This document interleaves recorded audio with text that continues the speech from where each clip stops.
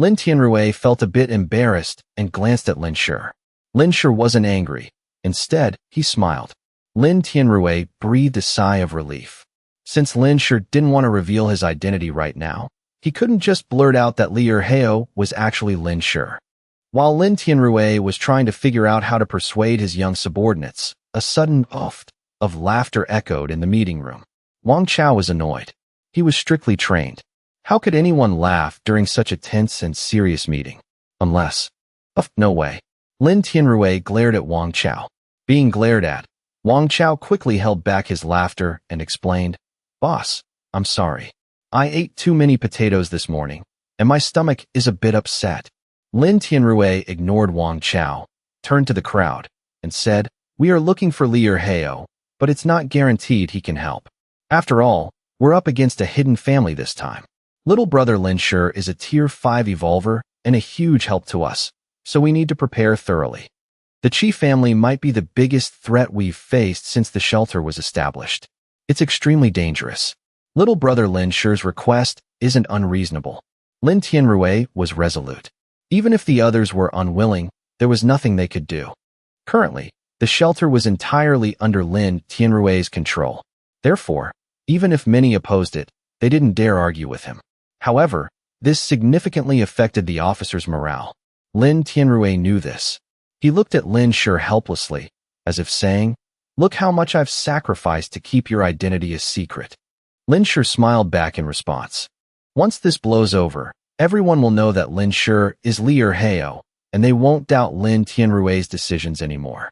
Afterward, Lin Tianrui asked Li Xinke about the current stock of gene potions and origin beast meat in the shelter. Personnel were assigned to prepare them. Only after finalizing the enhanced security and preventive measures for the Qi family's impending attack was everyone dismissed. Only Lin Shi remained. "Little brother Lin, we're relying heavily on you this time. I'll do my absolute best. I'll head back first.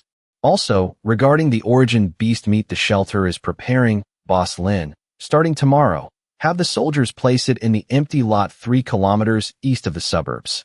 I'll have my beasts fetch it." Lin Shi chatted with Lin Tianrui for a bit before getting ready to leave. Demon King and its subordinates were still out there. He had to go gather them. Politely declining Lin Tianrui's lunch invitation, Lin Shi headed back the way he came. He scaled the wall again, completely undetected. Back in his room, Lin Shi took out some potatoes and stewed a large pot of potatoes and beast meat. Mutated potatoes tasted way better than regular pre-apocalypse potatoes. They were soft, fluffy, and had a unique aroma. Eating them sent a warm, comforting feeling throughout his body. Lin Shi ate until he was sweating profusely, sighing to himself that the shelter's lunch couldn't compare to his own home cooking. A single lunch boosted Lin Shi's origin power by over 100 points. After eating his fill, Lin Shi didn't practice his spiritual power. Instead, he spent the entire afternoon brainstorming ways to deal with the hidden family. By dusk, Cloud Leopard and its subordinates were the first to return. Cloud Leopard had a great haul today.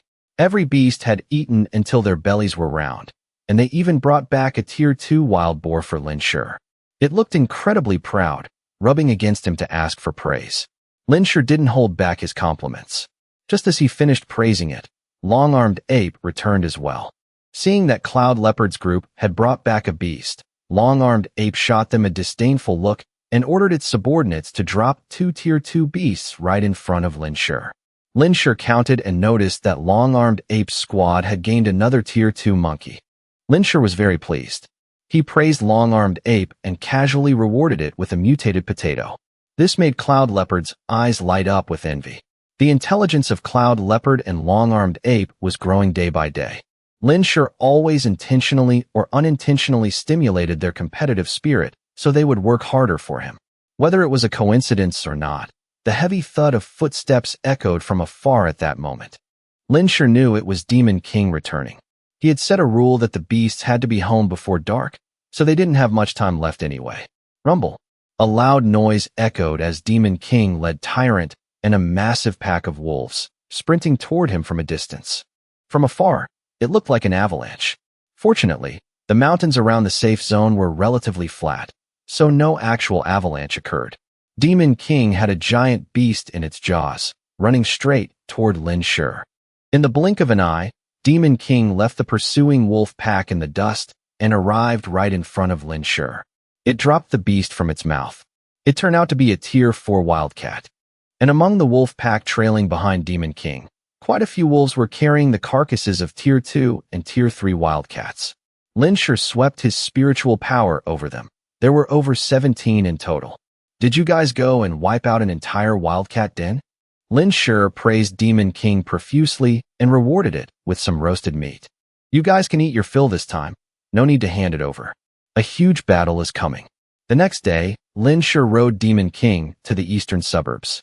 He released all the beasts from his space. Lin Shi told Demon King, for the next few days, let them eat as much as they want. With all the beast meat from the shelter plus the reserves in his space, it should be enough for the majority of his beast legion to upgrade to Tier 3. After giving Demon King its orders, Lin Shi left the beasts behind and returned to the shelter alone. Lin Tianrui had already prepared the items Lin Shi needed. Lin Shi received over 4,000 gene potions from the shelter. Most of the shelter's gene potions were extracted from beast meat. Now that the beast meat was gone, the gene potions were only supplied to Lin Shi once every few months. So there weren't many. Lin Shi still had 3,000 gene potions from last time. Adding this batch, it seemed like enough. Afterward, Lin Tianrui ordered his men to transport the shelter's beast meat to the empty lot Lin Shi had designated. Not long after, Lin Tianrui received a report that a troop of monkeys had taken all the beast meat from the empty lot. Knowing it was Lin Shi's beasts taking action, Lin Tianrui ordered the soldiers not to attack them. Half a month later, when Demon King and the other beasts had finished all the beast meat, Lin Shi started giving gene potions to the beasts that were on the verge of advancing. Finally, the day before the Qi family made their move, all the beasts in Lin Shi's space had reached Tier 3 or above. Over the past 14 days, with Lin Shi's unsparing investment, Gigi had evolved into a Tier 4 origin beast. Demon King's subordinates, Bai Ling, Xiao Bai, and the Grey Wolf Xiaowei, had all advanced to Tier 4 as well.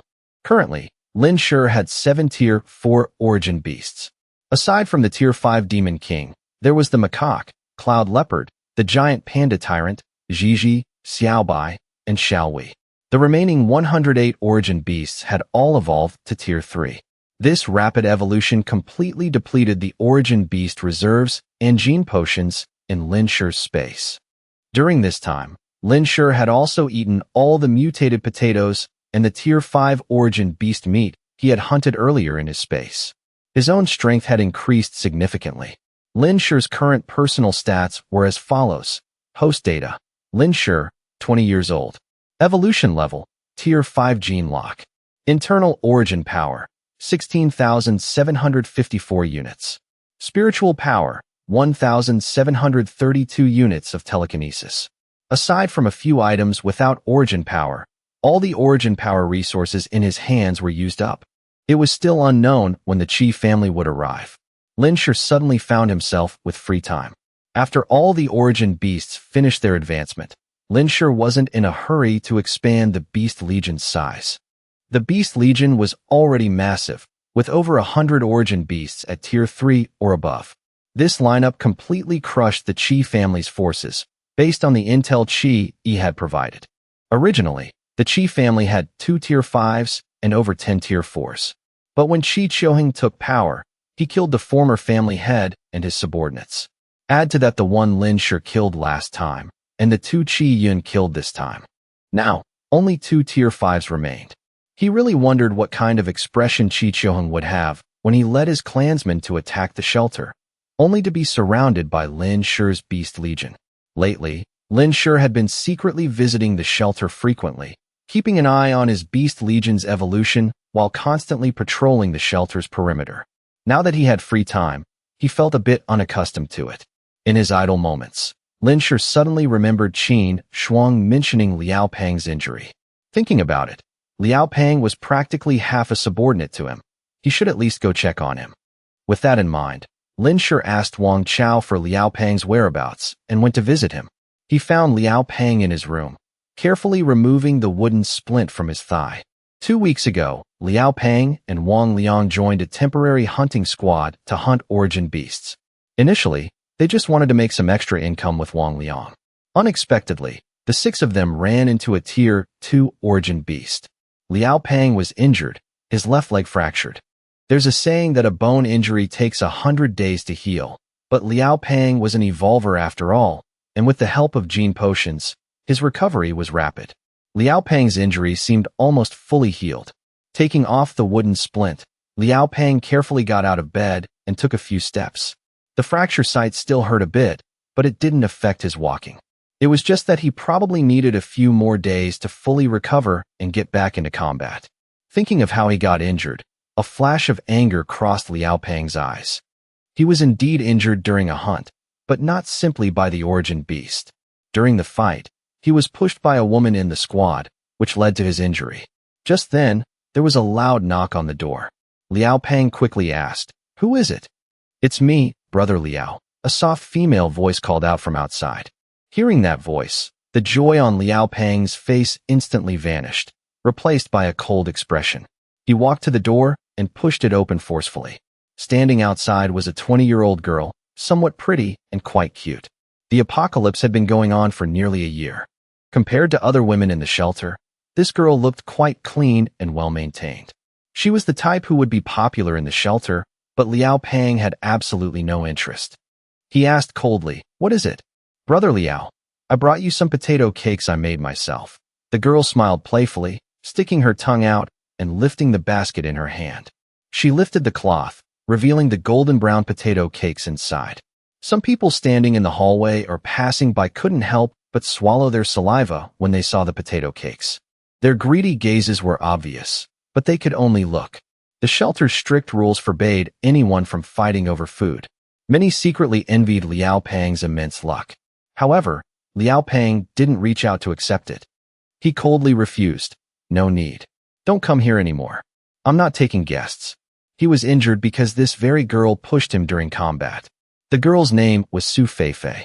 Rumor had it she fled here from High City.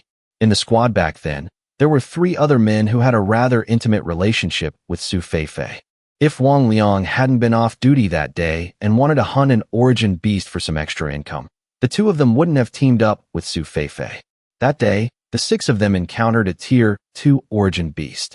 The team had 2 Tier 2 evolvers, Wang Liang and an acquaintance of Su Feifei, along with 4 Tier 1 evolvers. They thought it would be an easy win. Unexpectedly, realizing it was outmatched, the Tier 2 origin beast suddenly lunged at Su Feifei. Just as the beast's attack was about to land, Su Feifei let out a scream and shoved Liao Pang with her hands. Liao Pang, who was preparing to defend, was pushed out of his stance and pinned down by the origin beast. It was a close call. Fortunately, Wang Liang attacked in time and killed the beast, saving Liao Pang's life. But during the shove, Liao Pang's left leg was fractured. After Liao Pang was injured, Su Feifei cried and apologized, explaining that she was too scared and accidentally pushed him. The 4 men in the team, who were close to Su Feifei, naturally took her side, especially that Tier 2 evolver, who even offered to give his share to Liao Pang as compensation. Following the principle that less trouble is better than more, Liao Pang let the matter go and didn't bring it up again after returning. Unexpectedly, this girl wouldn't leave it alone. Ever since Liao Pang got hurt, she visited him every few days, claiming she felt guilty and wanted to take care of him. This wouldn't have been a big deal, but the problem lay with the men in Su Feifei's team, especially that Tier 2 evolver, who always considered Su Feifei his property. Seeing her constantly seeking out Liao Pang, he came over and threatened Liao Pang to stay away from her, or else he'd beat him up. Meanwhile, the initial promise to give Liao Pang a share of the origin beast meat was never fulfilled. Liao Pang, around 30 years old, was angry but not impulsive.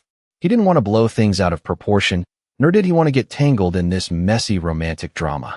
Therefore, he flatly rejected Su Feifei's goodwill. But Su Feifei, whether truly clueless or just playing dumb, kept visiting him frequently.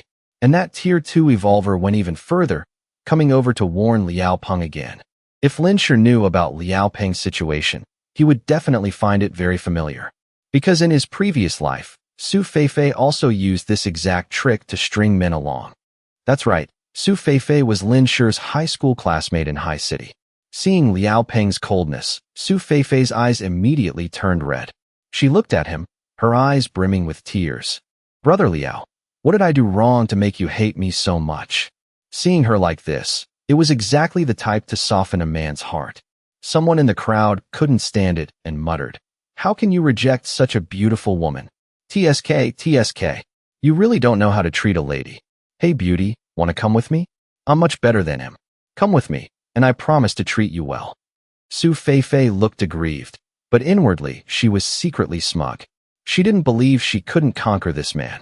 Su Feifei had paid quite a price to find out from an official evolver in an exploration organization that Liao Pang knew a very powerful man in a secret organization named Liu Heo. He was a Tier 5 powerhouse. Even the leader of that organization had to show Liu Heo some respect. If she could latch onto Liu Heo, she wouldn't have to live in fear for the rest of her life, nor would she have to go out and hunt those disgusting origin beasts. But Su Feifei also knew that Liu Heo was hard to find. To get close to him, she first had to get close to Liao Pang. During their previous cooperation, Su Feifei intentionally joined Liao Pang's team. Pushing Liao Pang into danger wasn't premeditated. She was just too scared and shoved him in a moment of panic. Fortunately, Liao Pang was fine. Su Feifei was thrilled to use this incident to get close to him while he was injured. Who would have thought Liao Pang would repeatedly reject her advances? This only made Su Feifei feel that the more she was suppressed, the stronger she needed to push back. As long as it was a man, there was no one she couldn't conquer. Fleeing from High City to Sha City, she relied entirely on her ability to manipulate men along the way. Su Feifei blinked her large, expressive eyes, looking incredibly seductive. She stared at Liao Pang with tearful eyes. Seeing her like this, Liao Pang didn't know what harsh words to say. He turned his face away, still firm in his stance. "Thanks for your kindness, but I really don't need it. I'm fine now. You should go. Don't come back again." Su Feifei was furious inwardly and decided to use her ultimate move. She bit her lip, grabbed Liao Pang's hand directly, and pressed her body against his. "Brother Liao, I'm sorry. I'm really sorry. I didn't mean to cause you trouble. I just feel so guilty. These past few days, I dream about you every night. I don't know why, but I feel like I'm sick." Saying that, Su Feifei burst into tears, leaning her whole body into Liao Pang's embrace. Feeling the soft body in his arms, smelling the faint fragrance, and hearing the young girl's clear confession, Liao Pang's heart suddenly softened. He couldn't help but pat her back, his voice gentler. "All right, stop crying. I stopped blaming you a long time ago." This scene made the onlookers incredibly jealous. The crowd of onlookers had grown at some point. No one noticed a person rolling his eyes, standing outside the crowd, watching the scene. "Feifei, what are you doing?" Hearing this voice, Su Feifei thought to herself, "Oh no." Sure enough, as soon as she left Liao Pang's embrace, Su Feifei saw a man aggressively pushing through the crowd and striding over. Qian Sheng, a Tier 2 evolver, but not officially affiliated. He was just an independent. However, he had a cousin who was a Tier 3 evolver in the military, so he often acted arrogantly in front of others. Previously, Qian Sheng went hunting for origin beasts with Liao Pang and the others, including Su Feifei, who was one of his pursuers. Qian Sheng grabbed Su Feifei, who was still crying, and glared fiercely at Liao Pang. "I've warned you many times. Stay away from Feifei. It seems my warnings were too light. You didn't take them seriously at all." Su Feifei knew Qian Sheng was hot-tempered, petty, and not very bright. He was easy to control, but also prone to causing trouble. She quickly pulled him back. "Sheng, don't be mad. Let's go home and talk." But Qian Sheng was already annoyed with Liao Pang. Seeing the woman he loved leaning on someone else, he couldn't hold back anymore. He shook off Su Feifei's hand and punched Liao Pang straight in the face.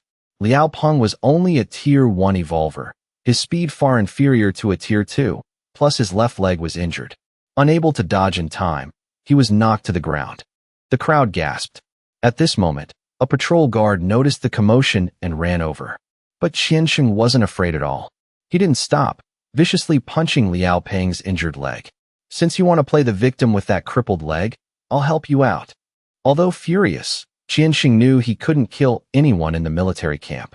Beating someone up was a much lighter offense, especially with his cousin being an officer. Therefore, he used all his strength. If the blow landed, Liao Pang's leg would break again. With his old injury unhealed, this punch could leave permanent damage, even affecting his future combat ability. Liao Pang was dizzy from the punch, his nose bleeding profusely, completely powerless to resist. Just as Qiansheng's fist was about to land, a hand suddenly appeared and blocked his arm. A voice rang out. "Why is it so lively here?" Having just narrowly escaped, Liao Pang looked up and recognized Lin Shi. Seeing Lin Shi appear without a disguise, Liao Pang was startled and stammered, "Be boss." Before he could finish, Lin Shi cut him off. "Old Liao, what are you doing?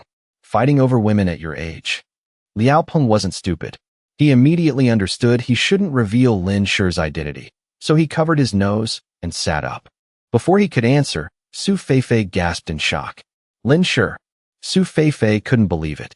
She rubbed her eyes and realized Lin Shi was her ex-boyfriend from high school. She was overjoyed. "That's great. You're still alive." Qiansheng, his hand tightly gripped by Lin Shi, felt very uncomfortable. He tried to pull his arm back, but it felt clamped in a vice, unable to break free. Hearing that Su Feifei knew this pretty boy, Qiansheng grew even angrier. "Kid, let go and get the hell out of my way." As soon as Qiansheng finished speaking, the grip on his arm didn't loosen. Instead, it tightened. The bones in his arm even let out a cracking sound. Lin Shi smiled, his eyes narrowing at Qiansheng, his tone incredibly firm. "You hurt my friend. Apologize." "Arg. Bastard. Let go of me." The excruciating pain in his arm made Qiansheng feel like his bones were about to break. He screamed in anger. Not only did he not apologize, but he also used his other hand to punch Lin Shi straight in the face, a face he found incredibly annoying. Unsurprisingly, Lin Shi easily caught Qiansheng's other hand as well. Lin Shi twisted his arms forcefully. With a crisp crack, both of Qiansheng's arms were dislocated. "Ah!" Qiansheng screamed miserably like a slaughtered pig. Lin Shi intentionally held back because he didn't want to blow things up and alert Lin Tianrui right now. Otherwise, he would have just snapped both of this guy's arms off. The onlookers couldn't help but shudder. Just hearing the screams was enough to imagine the agonizing pain. Only then did Lin Shi turn to look at Su Feifei, frowning. "What are you doing here?" "I fled here from High City." Su Feifei wanted to pour her heart out to Lin Shi, but the current situation was completely inappropriate. Right then, the patrol team heard the commotion and rushed over. Captain Jean Jie pushed through the crowd and shouted, "What happened? Who's fighting?" Qiansheng, with both arms immobilized and in too much pain to move, saw that today's patrol guard was an acquaintance. His eyes lit up, and he immediately played the victim. "This guy wants to beat me up. Officer, save me. My arms are about to break." The onlookers all showed expressions of disdain toward Qiansheng. Who would even listen to his nonsense? He was clearly the one beating someone else up. Jean Jie saw clearly that it was Qiansheng.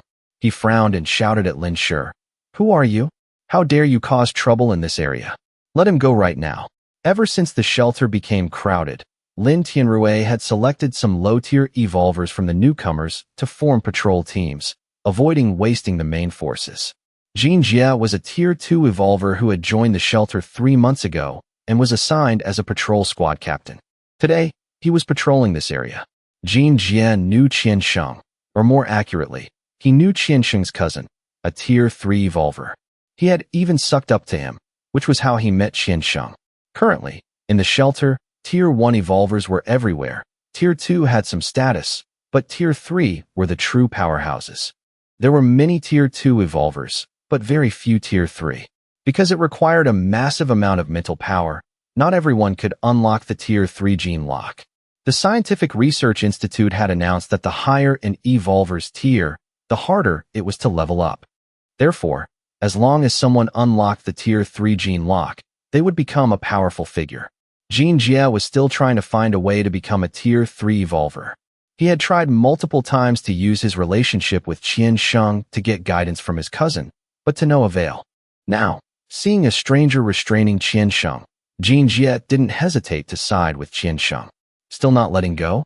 Did you hear me? You bastard, let go right now." Qiansheng was in so much pain that tears were streaming down his face. Lin-Sher still didn't let go. Liao Pang quickly stood up, pointed at his still bleeding nose, and said to Jin Jie, "Officer, he attacked first. He kept attacking us, and my friend just restrained him.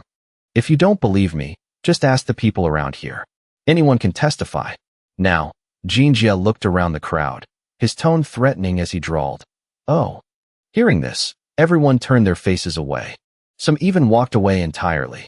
Even in peacetime, few people dared to stand up for a stranger, let alone now in the apocalypse. Ever since the patrol squad was replaced by these evolvers, they were even more afraid to clash with others. If you were lucky, you could resolve it with some supplies. If you were unlucky, you'd lose your life. These patrol guards probably weren't good people anyway. Seeing the silence around him, a look of satisfaction flashed in Jin Jie's eyes. He looked at Lin-Sher, his voice rising.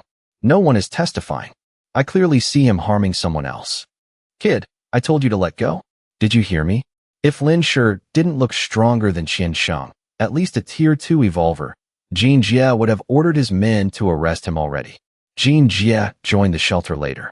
When Qi Yin used a photo to look for Lin-Sher, he wasn't there, so he had never seen Lin-Sher's face. Even if he had, a photo and the real person looked different. Because Lu Siyue's description at the time was of Lin-Sher in his teens.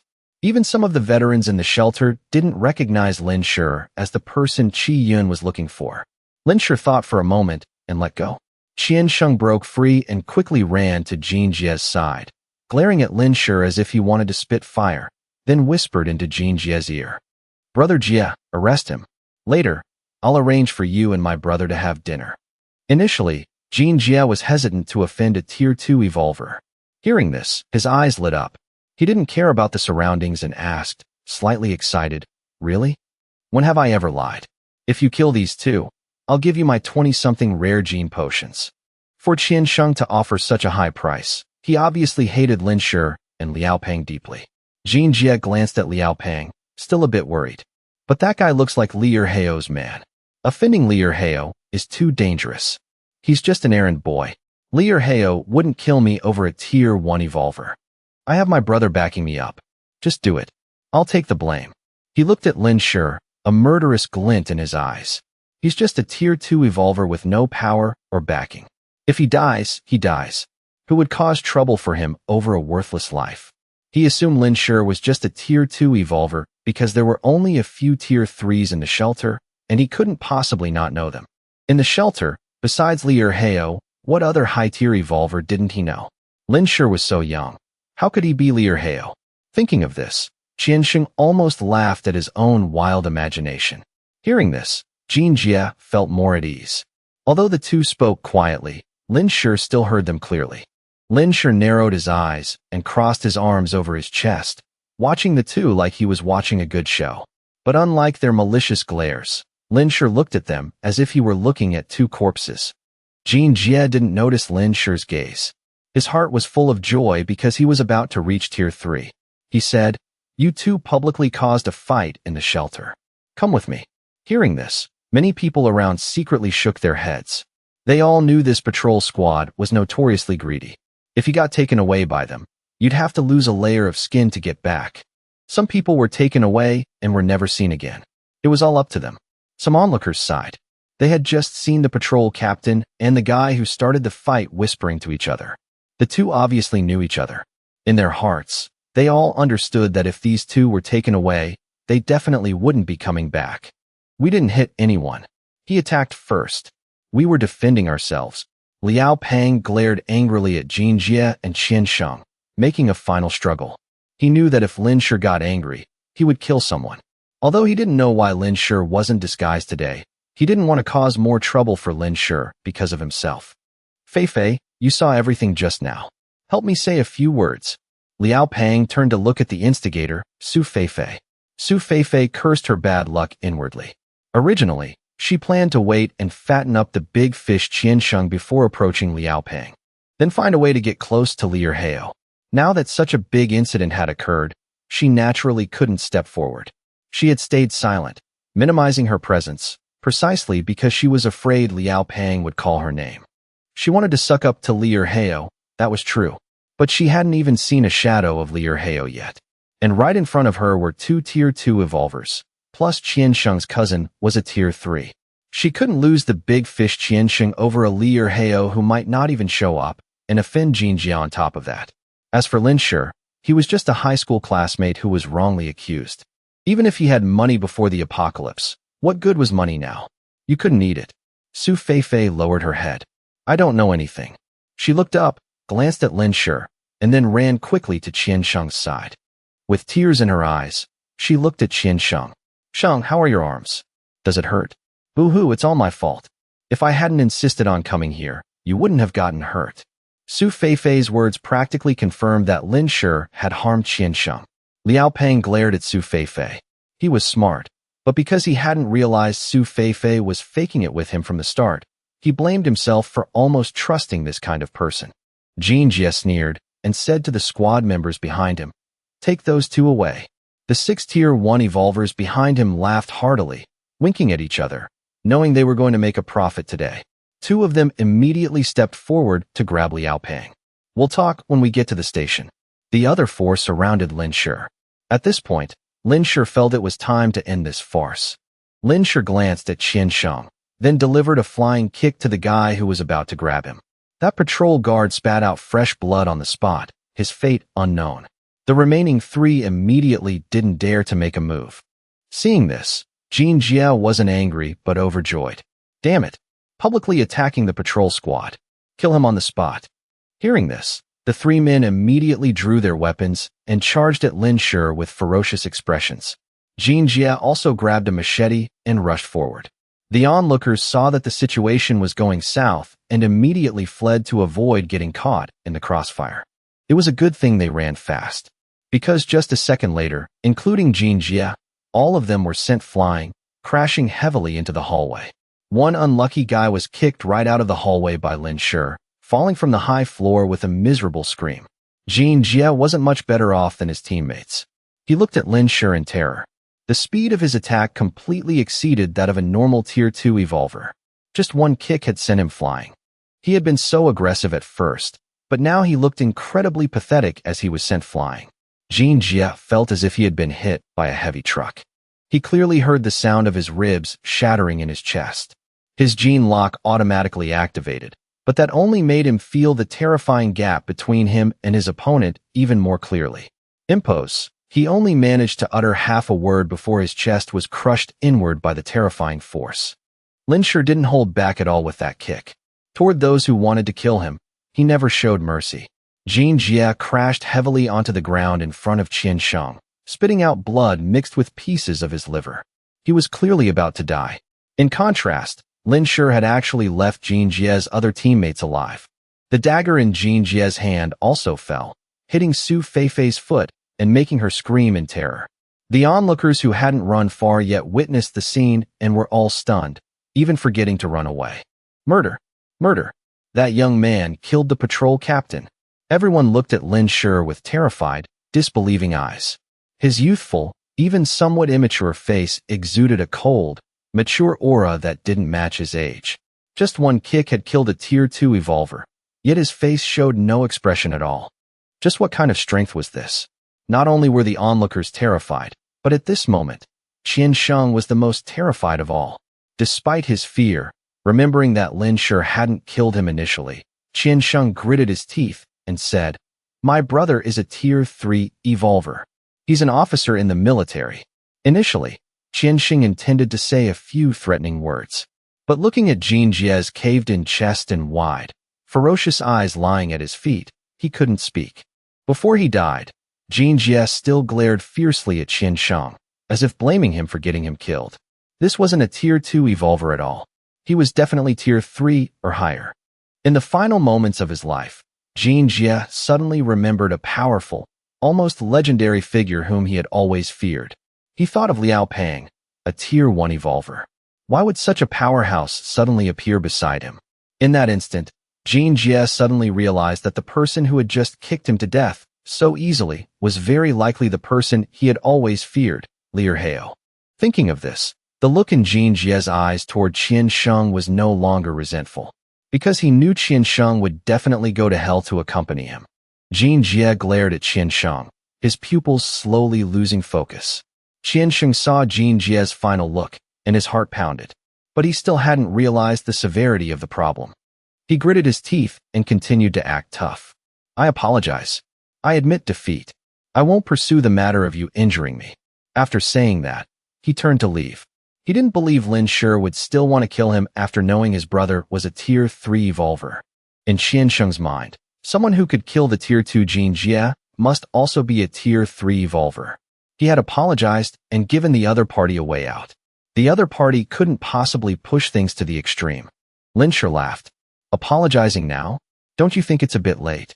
Qian Sheng stopped in his tracks and turned his head, looking at Lin Shi, who was still calm and composed. He gritted his teeth. What else do you want? His arms were dislocated, and he had to apologize in front of everyone. He had lost almost all his face. Qian Sheng was filled with resentment. He decided that a wise man doesn't fight when the odds are against him. He would go back and ask his cousin whether this guy was a military evolver or an independent evolver. Generally speaking, military evolvers couldn't just kill people in broad daylight. This person was very likely a newly joined independent evolver hiding here. Qian Sheng thought himself very smart. Having figured this out, a look of hatred flashed in his eyes. That's right, let him go back. He would definitely have his cousin bring people to arrest this guy and kill him. Qian Sheng glanced at Su Feifei, who was pale with fright. A hint of heartache flashed in his eyes. Feifei, let's go. Su Feifei was indeed terrified. She hadn't expected Lin Shi to be this strong. She knew that the patrol squad captains were all Tier 2 evolvers. Unlike the empty-headed Qian Sheng, Su Feifei immediately realized that to easily kill a Tier 2 evolver, Lin Shi's strength had to be at least Tier 3 or higher. Lin Shi, this spoiled rich kid, how did he become so strong? In Su Feifei's impression, aside from that time at the nightclub before the apocalypse, Lin Shi had always been easy to talk to and often took the blame for others. However, regardless of why Lin Shi had become so powerful, it didn't stop Su Feifei from changing her attitude. Su Feifei pulled Qian Sheng's arm. The pain made Qian Sheng wince and cry out. Qian Sheng. Su Feifei called him by his full name, no longer using the affectionate nickname. How can you apologize like this? You hit someone, incited the patrol team to arrest them, and now you just want to walk away? Qian Sheng. The onlookers, who were initially shocked by Lin Shi, were now confused. Whose side was this woman actually on? Feifei, let's go first. We'll talk when we get home.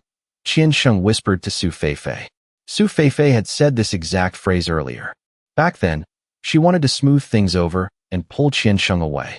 Now, it was Qian Sheng who hit a wall and wanted to run. Su Feifei stepped back in disgust, distancing herself from Qian Sheng, and said sternly, "You must sincerely apologize to my classmate." After saying that, she walked over to Lin Shi, looking at him with concern, her eyes filled with admiration. Lin Shi, are you okay? I'm so sorry. I was too scared earlier to stand up and testify for you. It's all my fault for being weak that things escalated like this. But I've thought it through now. I must bravely stand up and testify for you. You're my best friend. I can't let them slander you. Don't worry, when the enforcers arrive, I will definitely testify for you. Su Feifei's words were solemn and firm. Her eyes conveyed fear, yet showed resilience, and deep down, they held a gaze of admiration for Lin Shi. If it were an inexperienced young man, he would likely think Su Feifei was just momentarily scared and forgive her. Qian Sheng was dumbfounded. He doubted if the Su Feifei before him was the innocent, lovely girl he wanted to spend his life with. Whose fault was it that he ended up in this situation? Did Su Feifei really not know? But seeing her blame herself like this, Qian Sheng suddenly felt that maybe his girl was just too kind-hearted and guilt-ridden, which was why she was helping that pretty boy right now. Previously, when Su Feifei ignored his objections to seek out Liao Pang, Qian Sheng had thought the same way. His brain automatically made excuses for her. Su Feifei's manipulation was indeed very successful. Liao Pang watched in a daze, finding the scene familiar. He had almost fallen for Su Feifei himself. Yet, in the blink of an eye, Su Feifei ran back to Qian Sheng, completely ignoring him. In the bustling high city, Liao Pang had seen countless beautiful women, far more than Qian Sheng ever had. But this time, he realized Su Feifei was not normal. He wanted to warn Lin Shi not to be fooled. After all, his boss was young and easily swayed. But Liao Pang's worries were unnecessary. Lin Shi didn't even bother watching Su Feifei's act. In his previous life in High City, Su Feifei was infamous in the underground world. Before entering it, she had used Lin Shi and Zhao Xiao as free bodyguards. After finding a better backer, she immediately kicked the two of them to the curb. Now, Qian Sheng was just like the other men Su Feifei had used. Su Feifei's methods were truly despicable, but she was a master of survival, knowing how to stay alive and live well. Although Lin Shi disliked her, he somewhat admired her tenacity. If he had swallowed his pride in his previous life and used his handsome looks to cling to a sugar mama in the underground world, maybe he wouldn't have had to worry about food and clothing either. But Lin Shi's personality didn't allow him to become someone like Su Feifei. In this life, he wanted to climb to the top on his own. Lin Shi ignored Su Feifei's flattery and turned to Qian Sheng. "You want to kill me, right?" Seeing Su Feifei run to Lin Shi's side, Qian Sheng's hatred for him deepened. He used all his reason to suppress his explosive anger, glaring at Lin Shi. "I'll give you a chance to kill me. If you want me dead, go call your people. Bring the strongest person backing you. I'll wait right here." Since Lin Shi had already made a move, he wasn't going to wait for waves of enemies to come. Killing Qian Sheng was as easy as flipping his hand. But this kid clearly had backing. If he let him go, he would just come back with reinforcements, and Liao Pang would definitely die. Lin Shi never left loose ends when he killed. It was better to let Qian Sheng call his people so he could wipe them all out at once. Qian Sheng was stunned. He didn't expect Lin Shi to say that. "Call them now. Otherwise, I'll kill you right here." Seeing Qian Sheng still dazed, Lin Shi narrowed his eyes, his voice rising, chilling to the bone, making the onlookers feel a shiver down their spines. Qian Sheng finally reacted. "Fine. You wait right here." At this point, Qian Sheng stopped pretending. He glared fiercely at Lin Shi, then ran downstairs. As soon as Qian Sheng left, Liao Pang said apologetically to Lin Shi, "Be brother, I've dragged you into this. You didn't have to go this far for me." Liao Pang didn't dare look at Lin Shi. He glanced at Su Feifei, seeing her standing quietly to the side, unusually obedient. He secretly warned himself never to trust women again, especially beautiful ones. Lin Shi used his mental power to glance at the dead patrol guard on the ground. By now, many people had gathered around him. From a distance, 2 other patrol squads were rushing over. Lin Shi said nonchalantly, "It's fine. I have free time today. Just consider it cleaning up the slums for the underground world." Liao Pang was stunned. Thinking of Jin Jie, the parasite of this shelter, it wasn't surprising he got killed. Liao Pang was terrified of Lin Shi. Since Lin Shi said so, he would definitely handle it properly. Calming down, he wiped his bloody nose, went into the room, and brought out a chair. "Brother, please sit." Lin Shi didn't stand on ceremony and sat down. The entire hallway fell silent. Not far away, Jin Jie's corpse lay with eyes wide open, dying with lingering grievances. Several patrol members lay scattered on the ground, their fate unknown. Fresh blood pooled across the hallway, a shocking sight to anyone who saw it. The nosy onlookers fled. Many, afraid of being implicated, hid in their rooms. But some were curious, wanting to see what would happen to Lin Shi after killing so many people. Lin Shi's face was expressionless, his demeanor unfathomable. Su Feifei stood beside him, her eyes constantly shifting. Catching Su Feifei's gaze, Liao Pang shot her a warning look, signaling her not to get any ideas about Lin Shi. Su Feifei noticed Liao Pang's glare and looked at him with an aggrieved expression, as if to say he misunderstood her. Liao Pang sneered, his eyes showing no mercy, even revealing a hint of disgust. Su Feifei was secretly furious, but on the surface, she pretended to be on the verge of tears to win Liao Pang's sympathy. Liao Pang couldn't stand this woman anymore. He gave her one last warning look and turned away. Su Feifei fumed. Lin Shi paid no attention to the silent exchange between the two. Actually, he was currently communicating with the Demon King in his living space. Previously, Lin Shi had set up an area in the living space, forbidding any origin beasts from approaching the vegetable garden. Now, since the vegetables in the garden were ripe, the Demon King was using its agile and rather intelligent limbs to harvest the fresh greens. Once picked, Lin Shi would immediately transfer them to the vacuum space for preservation. These vegetables had no origin energy, but they were fresh and delicious, and already extinct in the outside world. Changing the beast's diet was a pretty good choice. Not long after, hurried footsteps echoed on the stairs. Before the person even appeared, a voice rang out. A patrol captain pushed through the crowd. What happened? Who killed these people? Lin Shi withdrew his attention from the space. Looking at the newcomer, he found him somewhat familiar. It was Wu Xingli, the man who had asked him for directions outside the safe house. He didn't expect this guy to enter the shelter and become a patrol captain. I did, Lin Shi answered calmly. Wu Xingli frowned. Looking into Lin Shi's calm eyes, he felt a sense of familiarity but couldn't place it. Previously, Lin Shi had given Wu Xingli directions while wearing a mask, so Wu Xingli couldn't make the connection. Wu Xingli was very cautious. He didn't immediately condemn him. Instead, he had his team members check the condition of the people on the ground before asking Lin Shi, what happened? Liao Pang stepped forward, taking the initiative to explain for Lin Shi. Sir, a Tier 2 evolver named Qian Sheng attacked me. When he was about to strike again, my friend arrived. Qian Sheng was subdued by my friend, and then we were unreasonably arrested by this patrol squad. Liao Pang recounted the entire incident. Hearing that Lin Shi refused to be taken away and directly killed Captain Jin Jie, Wu Xingli frowned. His team members also reported the condition of Jin Jie and his accomplices to him. Jin Jie was dead beyond dead. The rest were barely clinging to life. Lin Shi, acting as an accomplice, had only used a tenth of his strength. Whether they lived or died depended on how tough they were. As a member of the patrol team, Wu Xingli naturally knew what kind of people Jin Jie and his squad were. They relied on their status as patrol guards, abusing their power to extort survivors in the shelter, hoarding supplies, and secretly disposing of uncooperative survivors. Jin Jie was one of the worst offenders in the squad. This time, he had clearly kicked an iron plate.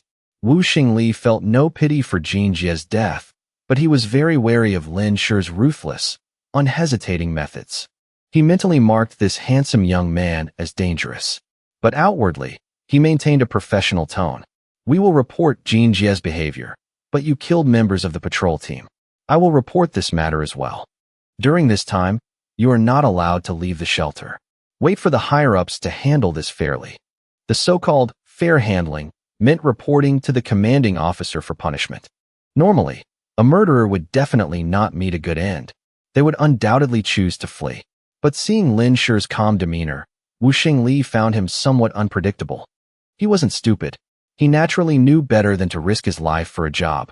Reporting it was a must, but arresting him was impossible. Jin Jie was killed so easily. If he tried to force an arrest right now, what difference would it make? Lin Shi looked at Wu Xingli, slightly surprised. As expected of the first person to lead refugees from Sichuan province to Sha City, he indeed had some capability. He nodded indifferently. Go ahead. Go report it. It's best to report directly to Wang Chao. Reporting to anyone else will just cause more trouble. Wu Xingli agreed. He was surprisingly easy to talk to. Lin Shi smirked slightly, nodding at Wu Xingli. This was the difference between a smart person and a fool. Wu Xingli ordered his team to clean up the bodies. Before they could even head downstairs, hurried footsteps echoed on the stairs again. Before the person was seen, a cold voice rang out from the hallway. Who dares to commit murder in this shelter? By now, Qian Sheng had run downstairs. He was the first to rush back up. Seeing that Lin Shi hadn't fled, Qian Sheng smiled fiercely, his face clearly saying, "You're dead meat." He pointed at Lin Shi. Cousin, right there. Then, a tall, burly man charged upstairs, aggressive and imposing, following Qian Sheng's pointing finger. As he walked, he ordered, "Surround them. Don't let them escape." Behind him, dozens of Tier 2 evolvers, armed with swords and spears, rushed up and completely surrounded Lin Shi and the others. Seeing the newcomer, Wu Xingli was surprised. Zhang Qing. Wu Xingli and Zhang Qing knew each other. Back in Sichuan province, they had been neighbors for a while. Later, due to a shortage of troops, Zhang Qing enlisted. Even later, the two reunited in Sha City. However, Zhang Qing had become a Tier 3 evolver and worked under Liu Chaotian. After Liu Chaotian's rebellion, those who surrendered were not only stripped of their military ranks, But ordinary soldiers were also sent to the suicide squad. Zhang Qing, despite being a Tier 3 evolver, was no exception. However, thanks to his strong abilities, the fact that he hadn't caused any real damage to the shelter, and his good attitude, Lin Tianrui appointed him as the chief captain of the residential patrol team. Don't underestimate this chief captain title. As someone who participated in the rebellion, Lin Tianrui naturally couldn't put him in a crucial position. There were many patrol soldiers in the shelter. Zhang Qing was only in charge of the survivor residential area. This was the most chaotic, filthy, and troublesome place in the shelter. He had almost no real power. The work was exhausting, and there were no opportunities for merit. It was basically impossible for Zhang Qing to regain his old military rank. Knowing it was hard to advance in the shelter, Zhang Qing often turned a blind eye to his subordinates' actions. He knew what Jin Jie had been doing, but didn't want to interfere. Seeing Zhang Qing arrive with so many people, the curious onlookers quickly retreated to their rooms. Oh no, the chief captain is here. Hurry back inside. That young man is done for. I heard the chief captain is a Tier 3 evolver, and he brought so many people. Can that guy survive? He's too young. If he had run away earlier, he might have had a chance to live. What a pity. The survivors who felt lucky after Jin Jie and his squad died didn't say it out loud, but they secretly praised Lin Shi. After all, he had eliminated a menace for them. They even hoped Lin Shi could wipe out all the parasites in the patrol team. But seeing Zhang Qing arrive with so many men, they didn't think Lin Shi could survive. Zhang Qing glanced at Wu Shengli, saw his team members carrying Jin Jie's body, and asked in dissatisfaction, "Is this how you handle things?" Wu Shengli nodded, then shook his head, saying, "This matter is quite serious. I plan to report it to the commanding officer." "No need. I'll take responsibility. Put these bodies down, I'll handle it." Clearly, he was unhappy with Wu Shengli's handling of the situation. After saying that, Zhang Qing quickly bypassed Wu Shengli and walked toward his subordinates who had surrounded the area. Hearing this, Wu Shengli's team members put the bodies down. After all, Zhang Qing was the chief captain. Wu Shengli frowned silently, then turned and left. He still felt he should report to his superior, Wang Chao. His intuition told him that the young man was not ordinary. Plus, he had specifically mentioned reporting to Wang Chao, which likely meant he had connections with the shelter's higher-ups. Lin Shi had dozens of guns pointed right at him, but he remained unfazed. Even 100 Tier 2 evolvers couldn't do anything to him. Qian Sheng sneered, pushed aside a few other evolvers, and stepped in front of Lin Shi with a triumphant look. "I thought you were smart, but you're actually this stupid. You didn't even try to run. Today, you're dead meat, pretty boy." Seeing herself, Lin Shi, and Liao Pang surrounded, Su Feifei's face turned pale. She glanced at Liao Pang and saw that he was also panicking, his heart pounding. She suddenly regretted her choice. Lin Shi remained seated, calmly looking at Qian Sheng. "Have you called all your lackeys?" Qian Sheng looked smug. "That's right. Kid, you're dead today. Feifei, I'll give you one more chance. Come over here and stand by my side like a good girl, and I'll overlook what you did earlier." Su Feifei's eyes darted around, wanting to go over but afraid of picking the wrong side again. She suddenly said to Lin Shi, "Lin Shi, I'm willing to testify for you. You'll protect me, right?" Lin Shi looked at Su Feifei for a moment, seeing her conflicted expression, and replied in a flat tone, "I won't, and I don't need you to testify. If you want to live, get out of the way. If they miss later, they might just beat you to death." Lin Shi didn't want any dead weight, especially a ruthless woman like Su Feifei. But Su Feifei hadn't given up. If she went back to Qian Sheng, her future would be controlled by him. How could she keep stringing men along then? Su Feifei spoke boldly to Qian Sheng. "Qian Sheng, we are all Li Erheo's people. If you dare touch us, you're offending Li Erheo." Hearing the name Li Erheo, the surrounding evolvers immediately caused a commotion. Many looked at each other, seeing panic in each other's eyes. If these three were really Li Erheo's people, wouldn't killing them offend Li Erheo? You have to know, Li Erheo could kill even a lieutenant general without a second thought. The soundproofing of the rooms wasn't great, and the survivors eavesdropping outside the doors were terrified upon hearing Li Erheo's name. Only the higher-ups in the shelter knew that Liao Pang was Li Erheo's man. Ordinary people didn't. But they all knew Li Erheo. He was a legend in the shelter.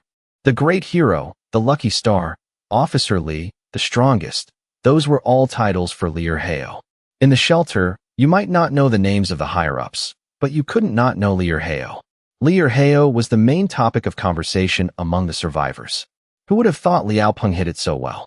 So he's Liu Hao's man, a survivor whispered outside the door. Tisk, TSK. Looks like I need to actively build a relationship with my fellow townsmen. The boss's superior is right next door. Another survivor hiding near the wall stared wide-eyed at Lin Shi's battle. Oh my god, Liao Pang is actually Liu Hao's man. He hit it better than anyone. Just a few days ago, he pretended to know nothing and gossiped with me about Liu Hao. Kids these days are so dishonest, a simple old man muttered. You're lying. Qiansheng mercilessly exposed Su Feifei's lie. You guys? Liu Hao's people? Don't make me laugh, Feifei. I might not know about the others, but I know you. We met while fleeing.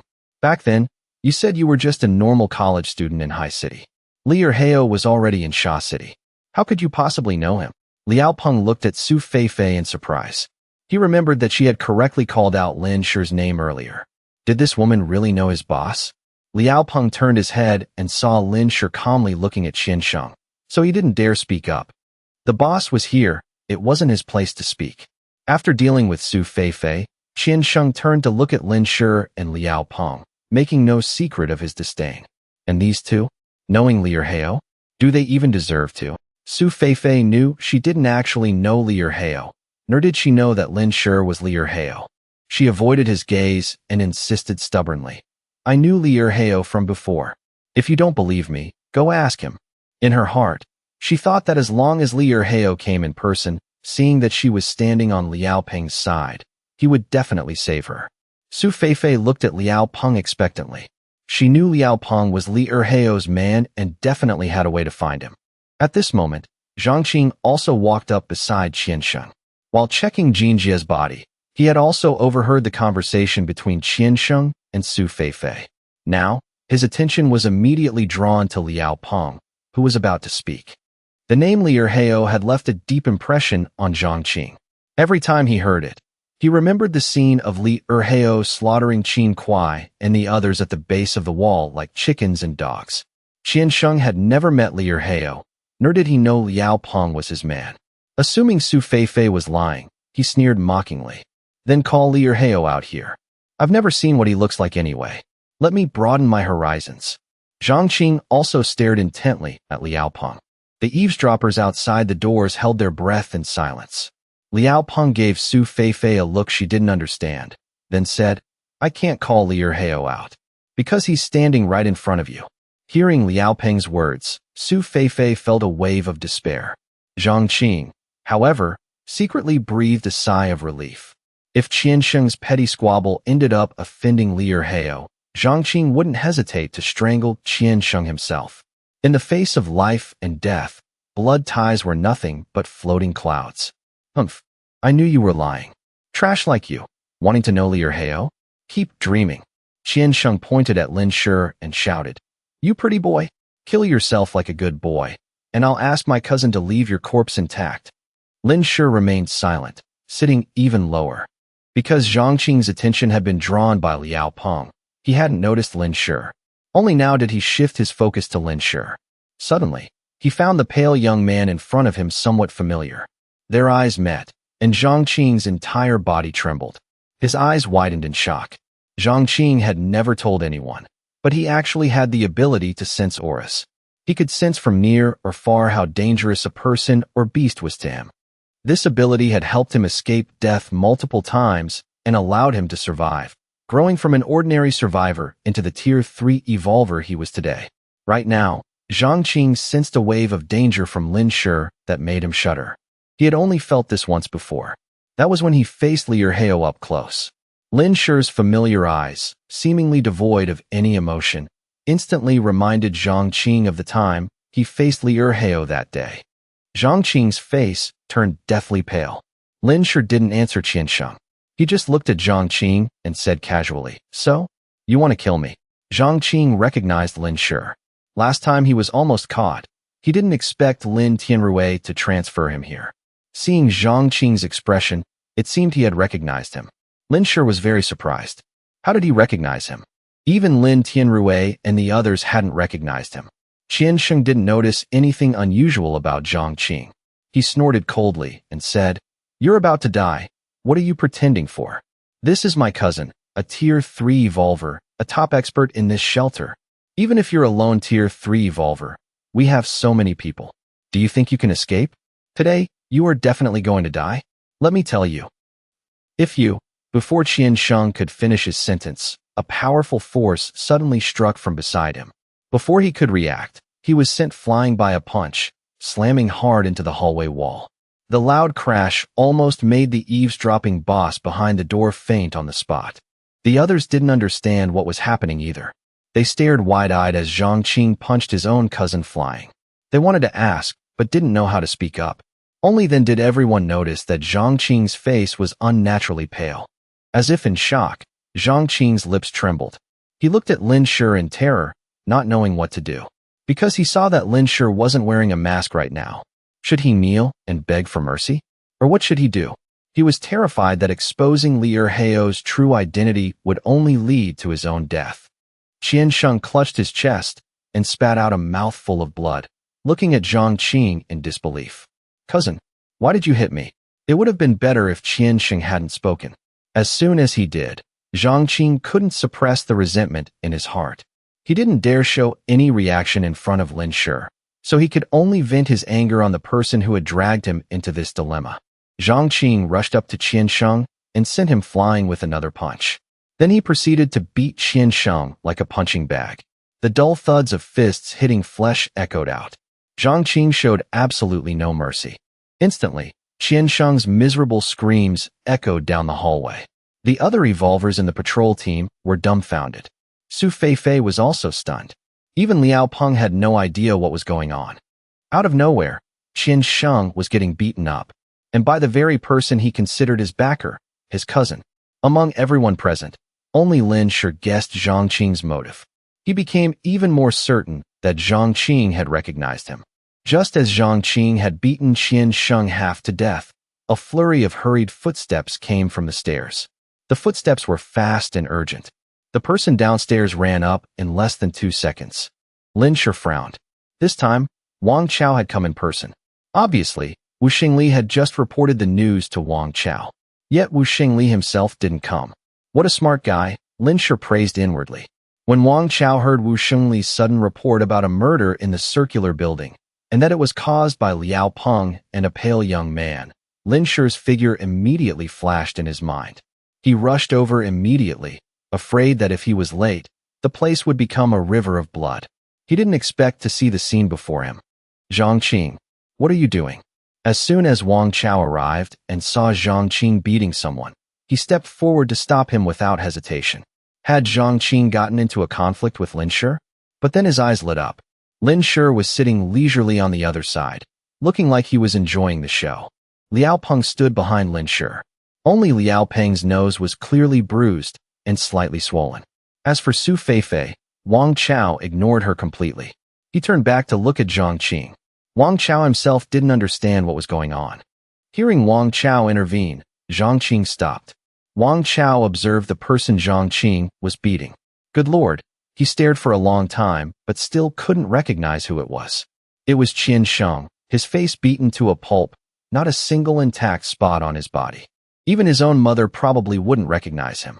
Wang Chao approached Lin Shi, using his eyes to ask if everything was all right. Lin Shi replied with a look that said he was fine, then continued watching the good show. Wang Chao was completely relieved. As long as Lin Shi was fine, nothing else mattered. He noticed the dead bodies of Jean Jie's group on the ground. The cause of death was clearly Lin Shi's handiwork. Wang Chao glanced at the patrol guards surrounding Lin Shi, who looked bewildered, holding their guns and swords. He ordered, "Return to your posts. You're not needed here." "Yes, sir." Fortunately, Wang Chao arrived in time to save them from trouble. The patrol team immediately put away their weapons and dispersed with confused expressions. Just a moment ago, they were told to arrest someone and beat them to death. Just a moment ago, they were told to stand there for the captain's cousin. How did it turn into beating the cousin in the blink of an eye? In the hallway, only Lin Shi, Su Feifei, Liao Pang, Wang Chao, Zhang Qing, and Qian Sheng, who was beaten beyond recognition, remained. The survivors eavesdropping behind the doors didn't count. Zhang Qing stopped, feeling a bit awkward, not daring to look at Lin Shi. He gritted his teeth and said to Wang Chao, "Sir, this guy was causing trouble in the shelter, colluding with Jin Jie's patrol squad to frame survivors. He spoke insolently, so I taught him a lesson." Zhang Qing pointed at Qian Sheng, who was groaning on the ground. Qian Sheng was still dizzy. Although he and Zhang Qing weren't very close before the apocalypse, since the apocalypse began, they had met in Sha City and became each other's only relatives here. Zhang Qing often helped him out. It wasn't rare for him to get into fights and ask Zhang Qing for help. But never had it been like today, where Zhang Qing not only didn't help, but also beat him up. Hearing Zhang Qing twist the truth like this, Qian Sheng burst into tears. He wanted to say something, but his face was swollen like a pig's head, and he had lost several teeth, so he could only let out whimpering sounds. He looked at Zhang Qing with eyes full of disbelief. Was this really his cousin? Qian Sheng didn't know that Zhang Qing hated him to the bone right now. If Qian Sheng asked, Zhang Qing would coldly glare at him and reply, "Who the hell are you?" Zhang Qing continued. Jin Jie and his subordinates violently enforced the law and framed survivors. They have been punished. It was a good thing the other guards had left, otherwise hearing these words would have made them doubt their lives. As for the survivors hiding behind the doors, they were already doubting their lives. At first, they thought Lin Shi and Liao Pang were definitely dead. Then they heard Su Feifei say they were Li Erheo's people, and hope rekindled in their hearts. But when Liao Pang denied it, they thought they were dead for sure. Then they heard the miserable screams, assuming Liao Pang and his group were done for. They never expected the situation to take such a sudden turn. Patrol Captain Zhang Qing actually beat up that arrogant Tier 2 evolver. Weren't they on the same side? What exactly was going on? Why was eating melons today so weird? Hearing Zhang Qing's explanation, Wang Chao looked at him in surprise, feeling this wasn't Zhang Qing's style. Wang Chao glanced at Lin Shi. His first thought was that Zhang Qing knew Lin Shi's identity. Lin Shi saw Wang Chao's expression and knew what he was thinking. He spread his hands, indicating he also didn't know how Zhang Qing had guessed it. "Zhang Qing, come with me." Wang Chao thought for a moment and decided to take Zhang Qing aside to ask clearly. Lin Shi's identity couldn't be revealed yet. He needed to know how Zhang Qing had recognized him. Yes. Wang Chao took Zhang Qing to the corner of the stairs, and the two spoke in low voices. Wang Chao asked his questions. At first, Zhang Qing refused to admit it, afraid that knowing the true face of the legendary Li Erheo would get him silenced. Later, unable to deny it any longer, he had to reveal his special ability. Hearing this, Wang Chao suddenly felt that Zhang Qing had become much more useful. Lin Shi could use his mental power to clearly hear their conversation. Wang Chao asked Zhang Qing at this distance, meaning he had no intention of hiding it from Lin Shi. Lin Shi pondered Zhang Qing's ability. Not long after, having been strictly warned by Wang Chao, Zhang Qing was brought back in front of Lin Shi. Wang Chao asked Lin Shi, "Zhang Qing, how do you plan to deal with him?" Although Zhang Qing had a special ability with high practical value, if he offended Lin Shi, Wang Chao would still have to discard this tool. Compared to Lin Shi, Zhang Qing's usefulness was like a sesame seed compared to a watermelon. In the entire shelter, apart from Lin Tianrui and a few top executives, no one could compare to Lin Shi. Wang Chao understood this perfectly. Zhang Qing was extremely nervous, his arms hanging down, unconsciously gripping the hem of his shirt. "Just let him clean up the trash on the ground." Lin Shi glanced at Qian Sheng, who was playing dead on the floor. Hearing this, Zhang Qing finally breathed a sigh of relief. He nodded repeatedly, looking at Lin Shi with eyes full of gratitude. Compared to his own life, a stupid cousin was entirely dispensable. Qian Sheng, who had planned to play dead to escape this ordeal, could no longer keep up the act. Even Wang Chao, the man holding real power in the shelter, had to be respectful in front of Lin Shi. Even an idiot like Qian Sheng knew he had offended someone he shouldn't have. No wonder his cousin treated him like this. But knowing it now was too late. He had offended him to the point of death. Hearing Lin Shi's words, Qian Sheng hurriedly got up, crawled over, and kowtowed repeatedly, letting out terrified whimpers. Tears streamed down his face. He was clearly begging for mercy, making his last struggle.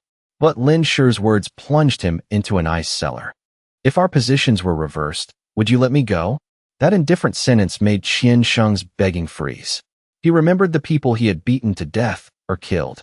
Those people had also begged him for mercy before they died, but he killed them anyway. In an instant, Qian Sheng gave up begging and collapsed on the ground. He knew he was dead for sure. WWW. Are you Liao Hao? Qian Sheng looked at Lin Shi. Besides Liao Hao, he couldn't think of anyone else who could terrify his cousin so much and make Wang Chao, the second in command with real power, so respectful. Lin Shi smiled mockingly. Qian Sheng understood. It turned out he had offended someone he shouldn't have. Zhang Qing coldly walked up to his cousin and snapped his neck without hesitation. Qian Sheng didn't resist at all. His corpse slumped to the ground, lying parallel to Jin Jie's corpse. It seemed to confirm Jin Jie's final thought. Qian Sheng would definitely go to hell with him. The chaotic drama came to an end. Lin Shi stood up and said to Liao Pang, I heard you were injured. Are you feeling better? Liao Pang was stunned. The boss came to visit him? And he had even caused trouble for the boss. Liao Pang said ashamedly, I'm fine. You didn't have to come all this way. Lin Shi patted his shoulder. I'll be going then. Get your nose checked. Make sure nothing's broken. Liao Pang nodded repeatedly. Don't worry, sir. I'll take care of it. Lin Shi turned to Wang Chao. Come with me. Understood. Zhang Qing thought he had escaped death and was about to breathe a sigh of relief. At this moment, Lin Shi pointed at him and added, You come too. Cough, cough. Yes. Zhang Qing choked. Lin Shi left, leaving only Liao Pang and Su Feifei. Su Feifei couldn't hold on any longer and collapsed to her knees, her already pale face looking like a corpse. Everything happened so fast. The fact that Su Feifei didn't faint was a testament to her strong psychological endurance. On the ground, Qian Sheng's corpse still had its eyes wide open. If she hadn't chosen to stand by Lin Shi earlier and had run back to Qian Sheng instead, would she be dead too? She definitely would be. Seeing Su Feifei's expression, Liao Pang didn't help her up. Instead, he turned to go back to his room. But his pant leg was grabbed by Su Feifei. She bit her lip, looked at Liao Pang, took a few deep breaths, and asked, Lin Shi, is he Liao Hao? Su Feifei found her own thought unbelievable, but seeing Wang Chao and Zhang Qing's attitude toward Lin Shi, she felt her suspicion was very likely true. This also explained Liao Pang's respectful attitude toward Lin Shi. Because Lin Shi was the man behind Liao Pang, she wanted to latch onto a powerful man, and that man was right here. And Lin Shi was her high school classmate. Thinking of this, Su Feifei's pale face regained some color. A flash of excitement and joy appeared in her eyes. She thought she understood the old Lin Shi. Now that he was so powerful, she could definitely seize the opportunity to become the woman beside the strongest man. Su Feifei's expression didn't escape Liao Pang's eyes. Smart as he was, he instantly understood what she had guessed. He crouched down, leveling his gaze with hers. Liao Pang no longer had his usual approachable demeanor. Instead, he looked at her with cold eyes. He couldn't let a scheming woman with ulterior motives get close to his boss. Do you know the consequences of knowing too much?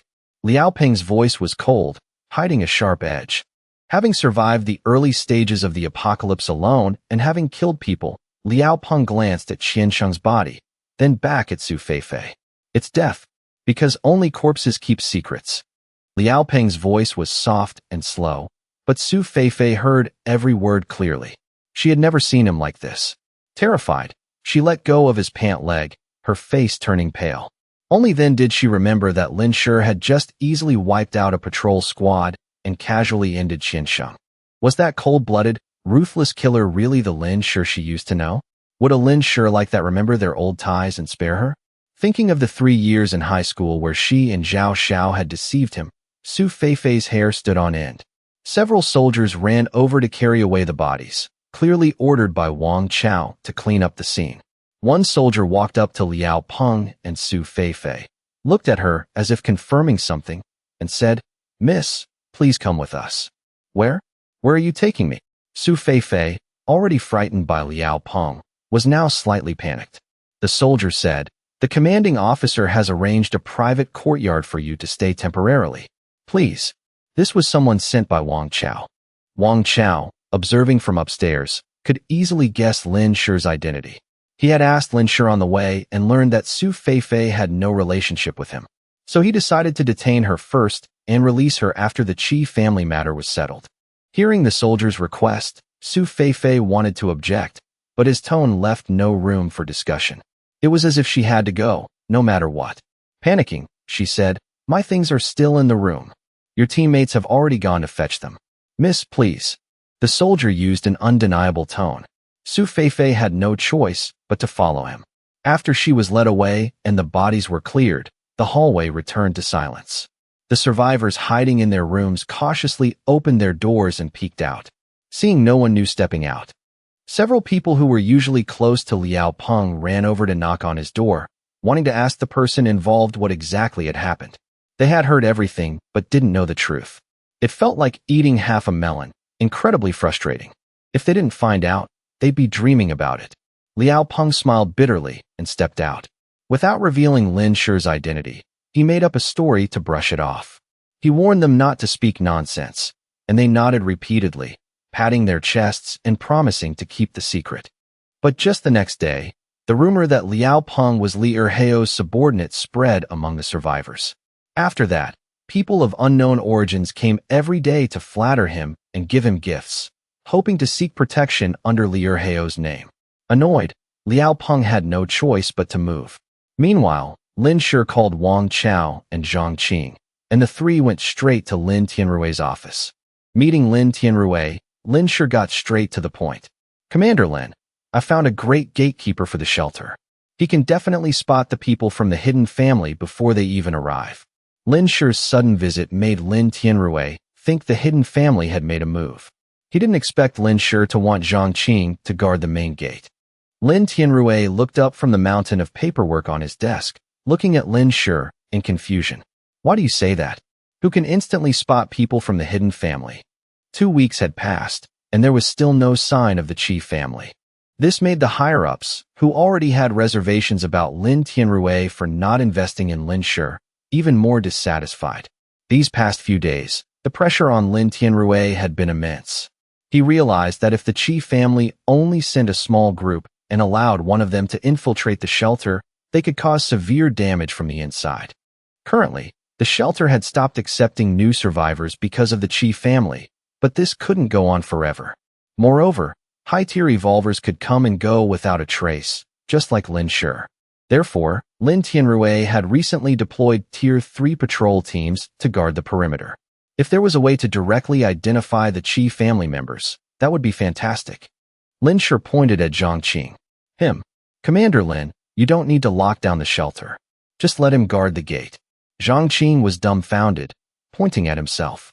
Me? What sin had he committed to be sent to guard the gate now? Lin Tianrui and Wang Chao both looked at Zhang Qing. Lin Tianrui still didn't know about Zhang Qing's ability and looked extremely puzzled. Wang Chao, on the other hand, seemed to be pondering something. Zhang Qing didn't understand what Lin Shi was playing at, thinking he wanted to continue punishing him. Then, Lin Shi explained to Lin Tianrui. Lin Shi speculated that after the Qi family arrived in Sha City, they would likely send someone to scout the situation first. To avoid detection, they would probably send a high-tier evolver to infiltrate the shelter. And Zhang Qing had the ability to sense danger from high-tier evolvers.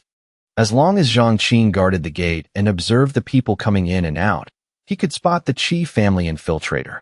When the time came, there would be no need to alert the enemy. Zhang Qing just needed to report any suspicious individuals to Lin Tianrui or Wang Chao, and they could prepare in advance. This would shift the dynamic from the enemy being in the dark and them in the light, to the enemy being in the light and them in the dark. As for Lin Tianrui, he just needed to reopen the gates and accept the survivors seeking refuge. Hearing Lin Shi's explanation and learning about Zhang Qing's ability, Lin Tianrui's eyes lit up with excitement. He suddenly slammed the desk and stood up. "We'll do as Brother Lin says." And so, that afternoon, the shelter gates reopened, beginning to accept the survivors who had been turned away over the past few days. The survivors, who thought they were doomed to die, now scrambled to line up at the main gate to register for entry.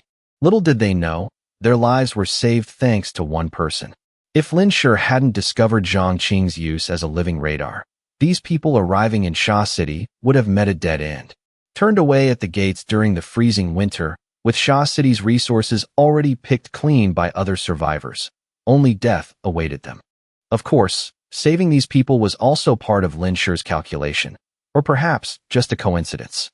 It was only after the Qi family incident settled down that many people wondered why the shelter had reopened to desperate survivors right before the attack.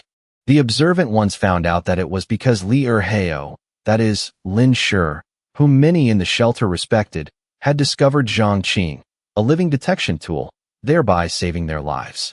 From then on, Lin Shi gained another batch of loyal fans. After the shelter gates reopened, Zhang Qing was assigned to guard the only main entrance and tasked with monitoring any unfamiliar high-tier evolvers. Lin Shi, Lin Tianrui, and the others thought it would be a while before the Qi family arrived. Unexpectedly, they came much faster than anticipated. The very next day after the gates reopened, Zhang Qing was registering survivor information at the main gate when he noticed something unusual. Name: Zhang Tsuetsue. Age: 28. Where are you from? South City. Any special skills? Have you unlocked your genes? Every survivor from the outside had to answer these questions once to register their information. Zhang Qing was assigned to stand at the main gate, in charge of registering the survivors entering the shelter. This allowed him to get closer to the survivors and easily spot any high-tier infiltrators. After finishing the registration and handing the room key to the survivor, Zhang Qing didn't look up and said, "Next." Next, an ordinary-looking middle-aged man wearing tattered cotton clothes walked up to Zhang Qing with a blank expression. At first glance, this man looked no different from the other survivors from all over. But Zhang Qing, who was looking down to record the information, paused. He sensed danger from this man. This feeling of danger was much lower than when he was near Lin Shi, but much higher than a Tier 3. In his mind, Zhang Qing silently thought of two words: Tier 4. Zhang Qing didn't look up, afraid of giving anything away. He just asked according to the procedure. Name: Wang Er. Age: 48. Zhang Qing kept his head down, asking the same questions he had asked all the previous survivors. And he recorded it. The middle-aged man answered calmly. On the surface, everything seemed just like the previous registrations. Only the cold sweat on Zhang Qing's hands betrayed his tension. When Zhang Qing asked if the middle-aged man was an evolver, the man answered without hesitation, no. Zhang Qing truly couldn't sense any origin energy fluctuations from this person, but he trusted his intuition. This middle-aged man, who looked like any other destitute survivor, was infiltrating the ordinary survivors with such a high tier. Something was wrong. Zhang Qing glanced down, noticing the middle-aged man's hands. Although the hands looked old, they were clean, without any wounds, calluses, or cracks. These were not the hands of an ordinary survivor who had lived through nearly a year of the apocalypse. This time, Zhang Qing was even more certain that the person in front of him was suspicious. Yesterday, Lin Shi and Lin Tianrui had ordered him to watch out for high-tier evolvers infiltrating the shelter. He didn't expect to encounter one today. The middle-aged man in front of him was very likely the person they were looking for. All right, you'll be in Sector C, 5th floor, room 589. Here's your room key. Someone will bring your ID card to you later. Don't lose your ID card, or it'll be very troublesome. Got it. Zhang Qing took a room card and key from under the desk, handed them to the middle-aged man, and gave the usual instructions. The middle-aged man took them, stared at Zhang Qing's hands for a moment, and suddenly said, "Sir, your hands are sweating." Zhang Qing's hands trembled, but he tried to stay calm. He looked up, his face stern, his voice tough. "Hurry up. Don't hold up the line." The middle-aged man smiled, took the key and room card, and walked into the shelter. Meanwhile, Zhang Qing was drenched in cold sweat. After making sure the middle-aged man was far away, Zhang Qing hurriedly called a soldier nearby. "I'm going to the restroom. Cover for me for a bit." Qi Jiao walked into the shelter, tossing the key in his hand, a mocking smile on his face. Only he could hear his own muttered words. "Shelter number 1, huh?" With a glance, Qi Jia had recognized Zhang Qing's tier. But he wasn't suspicious, just slightly surprised that a guard registering information was a Tier 3 evolver. But thinking about it, it made sense. After all, The gate guards needed to handle unexpected situations from the outside. Chi Jia observed the shelter as he walked. His actions seemed quite normal in the eyes of other survivors and guards. Several people walking ahead of him were also looking around, occasionally letting out gasps of amazement at things they had never seen before. However, Chi Jia was observing the structure and troop deployment of the shelter, while the other survivors were marveling at the complete infrastructure and strict security of the place. The walls are so high. We're safe here. Awesome. We finally don't have to sleep outside anymore. Yeah. I heard this base lets you earn merit points to exchange for food. We won't have to go out anymore. Hearing the people ahead chatting, Chi Jia's eyes filled with disdain. He thought to himself, asterisk a bunch of peasants. Enjoy this shelter while you can. Even your labor will soon belong to the Chi family. Asterisk Chi Jia followed the crowd toward the inner city. Previously, the Chi family scouts had found out that using mental power casually in the shelter was forbidden. It would be detected. To avoid exposure, Chi Jia didn't use his mental power, but observed with his naked eyes. His eyesight was quite good, better than an ordinary young person's. Just by walking along, he had grasped 80 to 90% of the guard deployment from the city gate to the inner city. Approaching the inner city, he arrived at the circular building.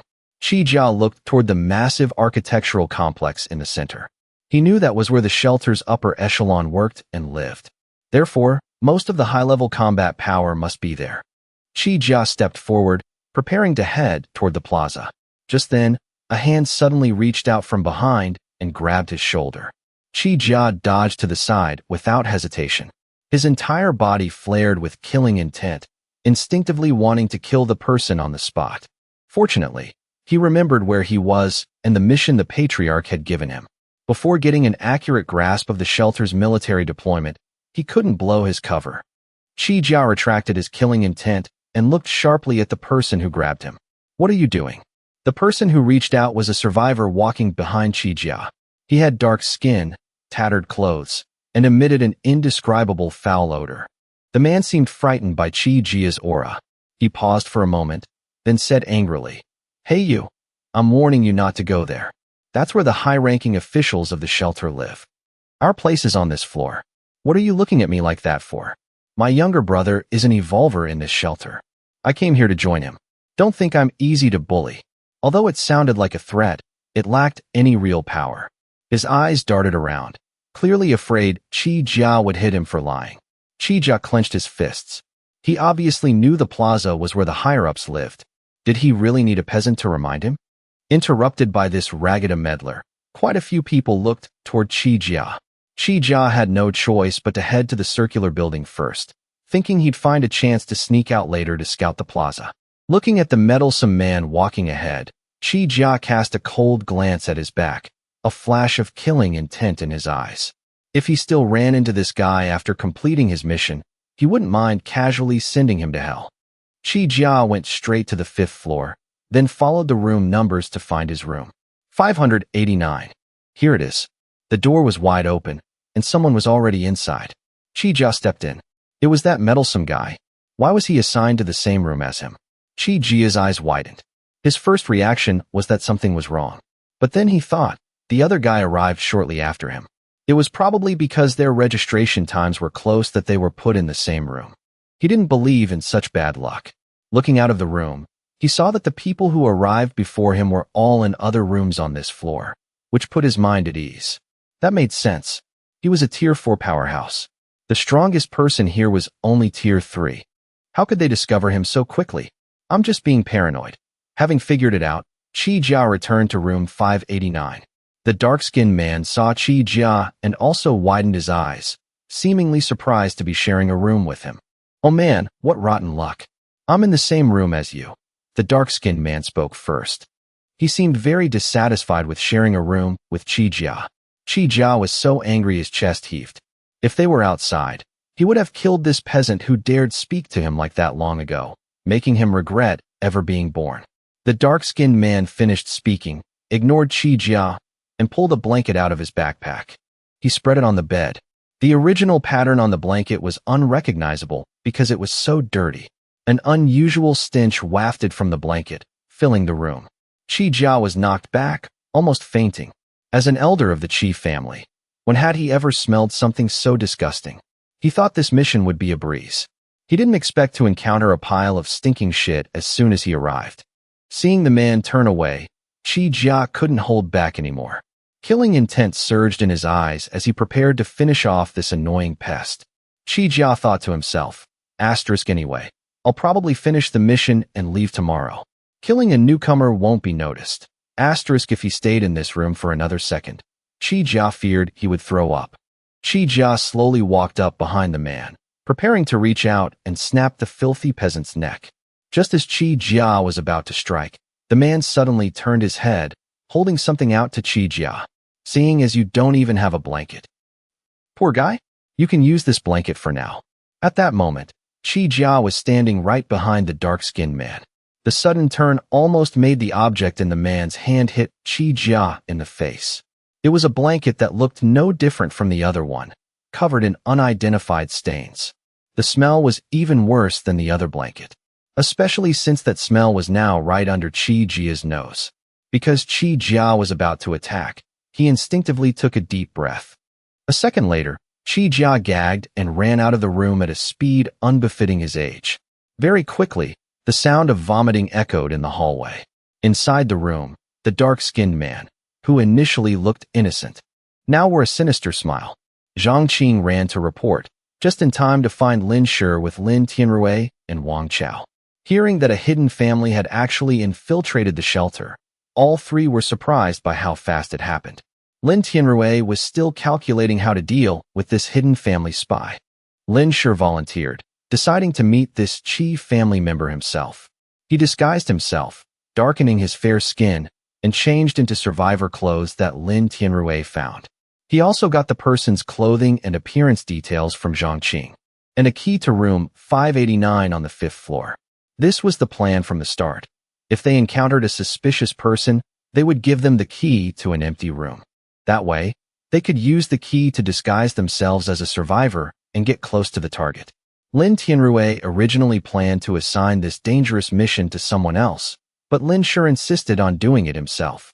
If it were anyone else, first, the soldiers under Lin Tianrui could easily be recognized by their demeanor. Second, a Tier 3 martial artist would find it hard to hide their strength from a Tier 4 martial artist. Sending an ordinary soldier would be like sending a sheep to the tiger's den. Furthermore, it was hard to ask a shelter soldier to play a refugee without showing flaws. In his previous life, Lin Shi had lived as an ordinary survivor for 7 years. Playing a rookie joining the shelter was a piece of cake for him. More importantly, Lin Shi had been cooped up for half a month and was incredibly bored. Once he dealt with the Qi family, he could go back to strengthening himself. After Lin Shi finished his disguise, he sneaked into the outer city and secretly tailed Chi Jia. High-tier martial artists could use mental power to hide their origin energy fluctuations. With Lin Shi's strength, he didn't have to worry about Chi Jia detecting him. On the contrary, after tailing him for a while, Lin Shi noticed Chi Jia exposed quite a few flaws. He was a neat freak, unable to stand even the slightest strange smell, as expected of someone who lived in the lap of luxury in the Qi family. His gagging in the hallway attracted the attention of a few newly arrived survivors. Lin Shi stood by the doorframe, watching Chi Jia, hiding the smile in his eyes, and asked with feigned kindness, "Are you okay? What are you throwing up?" Chi Jia wanted to kill Lin Shi. Being asked about his vomiting, he looked down. Damn it. He had just thrown up the roasted meat and grilled fish he had for breakfast. These things didn't fit his fake identity. The survivors traveling with him had run out of food and ammo long ago. Having anything to eat was a blessing. How could they have meat? Moreover, the persona he built was that of an ordinary person, not a martial artist. Chi Jia quickly stepped on the vomit that could expose him, pretending to be calm. I just haven't eaten. There was no food along the way, so I had to dig up some dirt to stave off hunger. A few survivors who were about to investigate heard this and looked at Chi Jia with sympathetic eyes. They were the same. On the way to Sha City, they had eaten all sorts of things. Sometimes they were so hungry they had to dig up dirt to survive. But when they arrived at the shelter, they were told there was a drill recently, so they weren't allowed in. Even though they finally got in after much hardship, they could finally have a proper meal. Many people looked away and went about their business. They had just arrived at the shelter and had a lot to do. Who had the time to watch someone throw up? Seeing that no one was paying attention anymore, Chi Jia breathed a sigh of relief. But thinking about stepping on his own vomit made him feel nauseous again. When he received the intelligence-gathering mission from the patriarch, he thought it would be a simple task to show off his skills. Why was it so difficult now? If he had known, he would have told Chi Yi to come. Chi Jia knew he wouldn't have done it. Just as Chi Jia thought the matter was over, Lin Shi spoke up again, drawing everyone's attention back to him. I don't think so. Bro, move your foot and let me see. Why does it look like you threw up meat? Chi Jia whipped his head around, glaring at Lin Shi with eyes that looked ready to eat him alive. But Lin Shi's eyes were incredibly innocent and pure, mixed with a hint of confusion and fear, exactly like someone who had just seen something gross. The survivors who heard Lin Shi couldn't help but gather around again. If it was meat, even if it was thrown up, it was still good food. Many of them hadn't eaten meat in a long time. On the road, they had tasted everything. Vomit was nothing. Seeing the situation turn bad, he really was an important figure of the Qi family. Faster than words could describe, Chi Jia quickly took off the cleanest jacket he had brought for his undercover mission. He threw the jacket over the vomit at his feet, then swiftly used it to cover the mess, saying to the crowd, "It's just some mud and a few cotton threads. Sorry for dirtying the hallway, everyone. I'll clean it up myself." The survivors thought Chi Jia was planning to eat it himself and didn't want to share, so they walked away in disappointment. As for why someone with Chi Jia's status would be eating meat, they didn't bother thinking too deeply about it. Their experiences on the road had extinguished their curiosity. Surviving was the most important thing. No one wanted to waste energy on something unprofitable, which would only waste effort and earn them a bad reputation. Meanwhile, Chi Jia was anxious and uneasy, not thinking about this at all. Seeing everyone leave, he finally relaxed. He turned around and saw Lin Shi still staring at his feet. Chi Jia crouched down and quickly cleaned up the vomit on the floor, even rubbing the sole of his shoe, all while keeping his back to Lin Shi. Chi Jia assumed Lin Shi didn't see anything. Little did he know, Lin Shi wasn't even looking. He was laughing inwardly. Deciding to personally take care of this Qi family member was indeed the right choice. It was truly entertaining. After cleaning up, Chi Jia grabbed his jacket and hurried downstairs. Lin Shi didn't chase after him. If he pushed him too hard, he might get attacked on the spot. He felt Chi Jia was on the verge of exploding.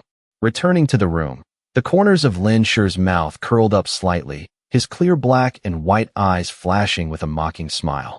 Not long after, Chi Jia returned. Although his expression hadn't changed, Lin Shi could still sense that Chi Jia's killing intent toward him had grown stronger. Chi Jia had secretly sentenced Lin Shi to death. He had never hated anyone so much. When he went downstairs to throw away the trash, he threw up again. This time his stomach was empty, so he only threw up bile. Chi Jia took the initiative to approach Lin Shi and said, "Little brother, actually, you were right. I did eat meat at noon. I denied it earlier because I didn't want to be found out. You seem like a good guy. I'll take you to eat meat tonight." Hearing this, Lin Shi perked up. This guy couldn't hold back and wanted to find a place to strike. He turned his head, his eyes shining with a deep desire for meat, looking at Chi Jia in disbelief. "Really? You're really going to take me to eat meat?" With this acting, the Oscars definitely owed Lin Shi a golden statuette. Chi Jia sneered inwardly, but outwardly he nodded without changing his expression. "Of course. We live together day and night. It'd be hard for me to hide it from you. Otherwise, what if I secretly eat meat, you smell it, and report me?" This sounded very reasonable and easy to believe. If it were an ordinary survivor, they would definitely believe it immediately. Lin Shi nodded repeatedly. Right. Don't worry, I'm not the kind of person who would frame a roommate. But thanks, bro. Meat. Lin Shi laughed so hard he forgot everything else. Ha! He laughed nonstop. His hearty laughter made Chi Jia's eyes turn cold. He thought to himself, asterisk, let him laugh a bit longer. Tonight, I'll make sure he never laughs again.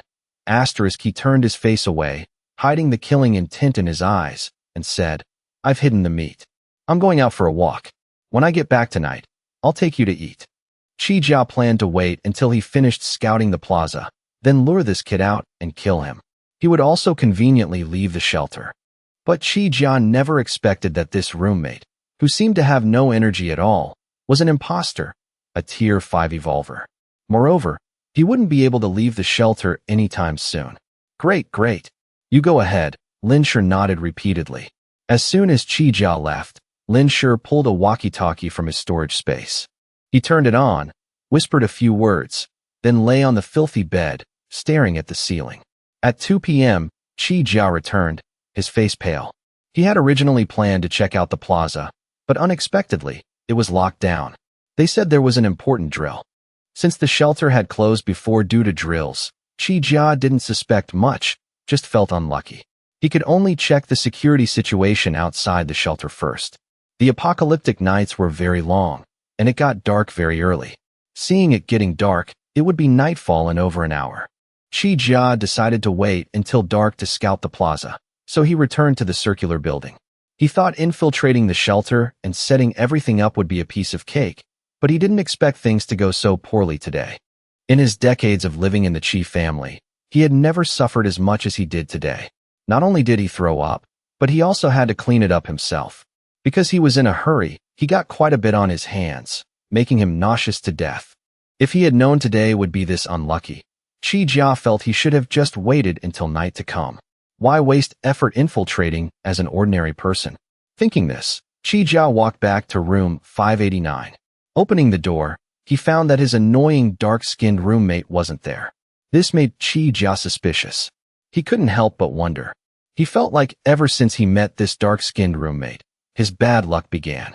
Glancing at the filthy blanket, which even had a pimple on it, Qi Jia suppressed his nausea, used his fingernail to pick it up, and flipped the blanket over.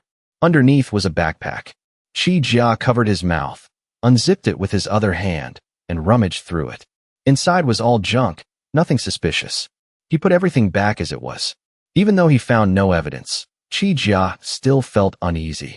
Was he just unlucky? Or had he exposed a flaw and been discovered? Qi Jia recalled everything since entering the shelter. Besides finding this roommate annoying, he hadn't noticed any other issues. Was he just being paranoid? While Qi Jia's thoughts were running wild, a knock on the door startled him. Bro, you're back. Turning around, he saw his annoying roommate, holding an old stainless steel basin, covered with a dirty, torn cloth. It looked very suspicious. Where did you go? Qi Jia asked, his tone slightly interrogative. He stared intently at Lin Shi, looking for flaws. But he was disappointed. Aside from a slightly clueless look in his eyes, there was nothing suspicious about Lin Shi. Lin Shi walked over mysteriously, chuckled, and lifted a corner of the cloth, revealing 2 frozen fish inside. Bro, look at this. I went to work today and exchanged my merit points for these. Tonight we're eating meat. Let's have the fish together. I'm a straightforward guy. I won't take advantage of you, Lin Shi said, patting his chest. The other survivors who registered and cleaned their rooms also went to work. The more they worked, the more food they could exchange. They weren't like Qi Jia. They only cared about having a full stomach. Qi Jia was startled, suddenly realizing that wandering around the shelter like he did was very suspicious. He rolled his eyes and lied smoothly. I'm old. My old illness acted up. I went out while you were resting. If I were as young and strong as you, I definitely would have gone to work with you. Lin Shi thought to himself, if you were in the room, you'd know I was lying in the room all day too. He replied nonchalantly, it's fine. You have meat, right? Resting for a few days won't starve you. Get your health back before working. Right. Both had their own agendas. After putting on their act, Qi Jia tried to force a friendly smile. You're back. Let's go then. Let's go eat meat. You worked all day. You must be hungry too, right? Grumble. Only then did Qi Jia realize he had only eaten breakfast all day, and he had thrown that up too. Don't think high-tier evolvers don't need to eat or drink. In fact, evolvers consume much more energy than ordinary people. When running on the road, Qi Jia didn't feel anything, but now that he stopped, his stomach started growling. He hadn't brought anything with him to the shelter. Qi Jia's eyes swept over the 2 frozen fish in Lin Shi's stainless steel basin. He thought to himself, this kid is somewhat useful. After I kill him tonight, I'll have food, Lin Shi walked to his bed and pulled back the blanket, revealing the backpack. The backpack had clearly been searched. Although Qi Jia had tried to restore it to its original state, It couldn't escape Lin Shi's eyes. Inside were refugee supplies that Lin Shi had carefully prepared. Even an ordinary survivor wouldn't spot any flaws, let alone someone as sharp as Qi Jia. Lin Shi maintained a normal expression, pretending not to notice his backpack had been searched. He took out a blackened stainless steel bowl and a pair of discolored bamboo chopsticks from the backpack. Watching Lin Shi take those things out, Qi Jia made no secret of his disdain, but he held his tongue. Seeing Lin Shi finish packing, Qi Jia walked out of the room. Lin Shi carried the stainless steel bowl to the sink, put down the bowl, chopsticks, and frozen food, and followed him. Qi Jia walked very fast, heading straight downstairs and toward the outer city of the shelter. At the shelter gate, Lin Shi suddenly stopped. "Bro, where are you taking me? We're about to leave the shelter." At this time, it wasn't the gate closing hour yet, but there was less than an hour left. If an ordinary survivor went out and didn't make it back before the gates closed, they could freeze to death even without carrying anything. If Lin Shi just followed him out like that, it would be truly suspicious. Seeing Lin Shi refuse to move, Qi Jia stopped to explain. "I didn't bring those good things into the shelter." Qi Jia had made up his mind to kill this troublesome kid today. Qi Jia glanced around, taking advantage of the fact that no one was paying attention, and took a few steps closer to Lin Shi, coaxing him in a low voice. "I was afraid bringing them into the shelter would attract attention, so I hid them in a safe place outside. If you want to eat, come with me. I guarantee you'll eat your fill. After eating, we'll hurry back. No one will know." Seeing Lin Shi still hesitating, Qi Jia continued to persuade him. "TSK, a fair-skinned young man like you. Are you afraid of me, an old man with one foot in the grave? I'm not even afraid you'll steal my food. Asterisk, I'm worried you'll die before you can help us find the other Qi family members. Dying too fast, asterisk." Lin Shi thought to himself. Qi Jia didn't know that the kid he wanted to torture to death was currently the person who needed to keep him alive to find the other Qi family members. Seeing the time was ripe, Lin Shi sighed and said, "It's hard to say. In these times, the old and the young are the ones you have to guard against the most." Saying that, his voice grew softer, as if talking to himself. This old man doesn't look like a good person either. Qi Jia had sharp ears and heard every word clearly. He suppressed his anger, wishing he could kill Lin Shi right then and there. But thinking that once they were out of the shelter, this annoying roommate would soon be dead, Qi Jia tried to stay calm. He forced an awkward smile. "You're overthinking it." Qi Jia tried various ways to persuade him before Lin Shi pretended to reluctantly agree. In reality, Lin Shi knew very well that unless Qi Jia revealed his strength, he simply couldn't leave. He had already discussed this with Lin Tianrui and Wang Chao. First, they would keep this Qi family spy for a day, then give him false information tomorrow, and finally let him go. When the time came, Lin Shi would tell Qi Jia to find the Qi family's current location and wipe them all out. Seeing Lin Shi convinced, Qi Jia quickly stepped out of the shelter, secretly deciding not only to kill this kid, but to use the most brutal methods to torture him to death. But when they reached the gate, they hit a snag. They were stopped by the gate guards. Seeing the two wanting to leave, the soldier said, "Stop. The gates close in an hour. You can't go out now." Qi Jia explained to the soldier, "Sir, we have an urgent matter. Many things haven't been brought in yet. We just need to go get something. We'll be right back. Going tomorrow morning won't be too late. It's too dangerous to go out now. We'll be closing the gates soon, and the time to collect the bodies is approaching." Qi Jia still didn't give up. He was about to continue arguing with the soldier when Zhang Qing arrived. "What's going on?" After reporting to Lin Tianrui, Zhang Qing had returned to the gate to resume his guard duty. "These two want to go out at this hour." The soldier immediately reported the situation to Zhang Qing. Zhang Qing looked at Qi Jia, then at Lin Shi. His hands trembled. Both were people he couldn't afford to offend. "You can't go out at this hour. If you want to go out, do it early tomorrow morning. Go back," Zhang Qing decided decisively. Qi Jia gritted his teeth, suppressing his anger. He turned back to his room. Lin Shi turned around, made eye contact with Zhang Qing, and then called out to Qi Jia, "Wait for me. Don't walk so fast, bro." Zhang Qing's face turned pale.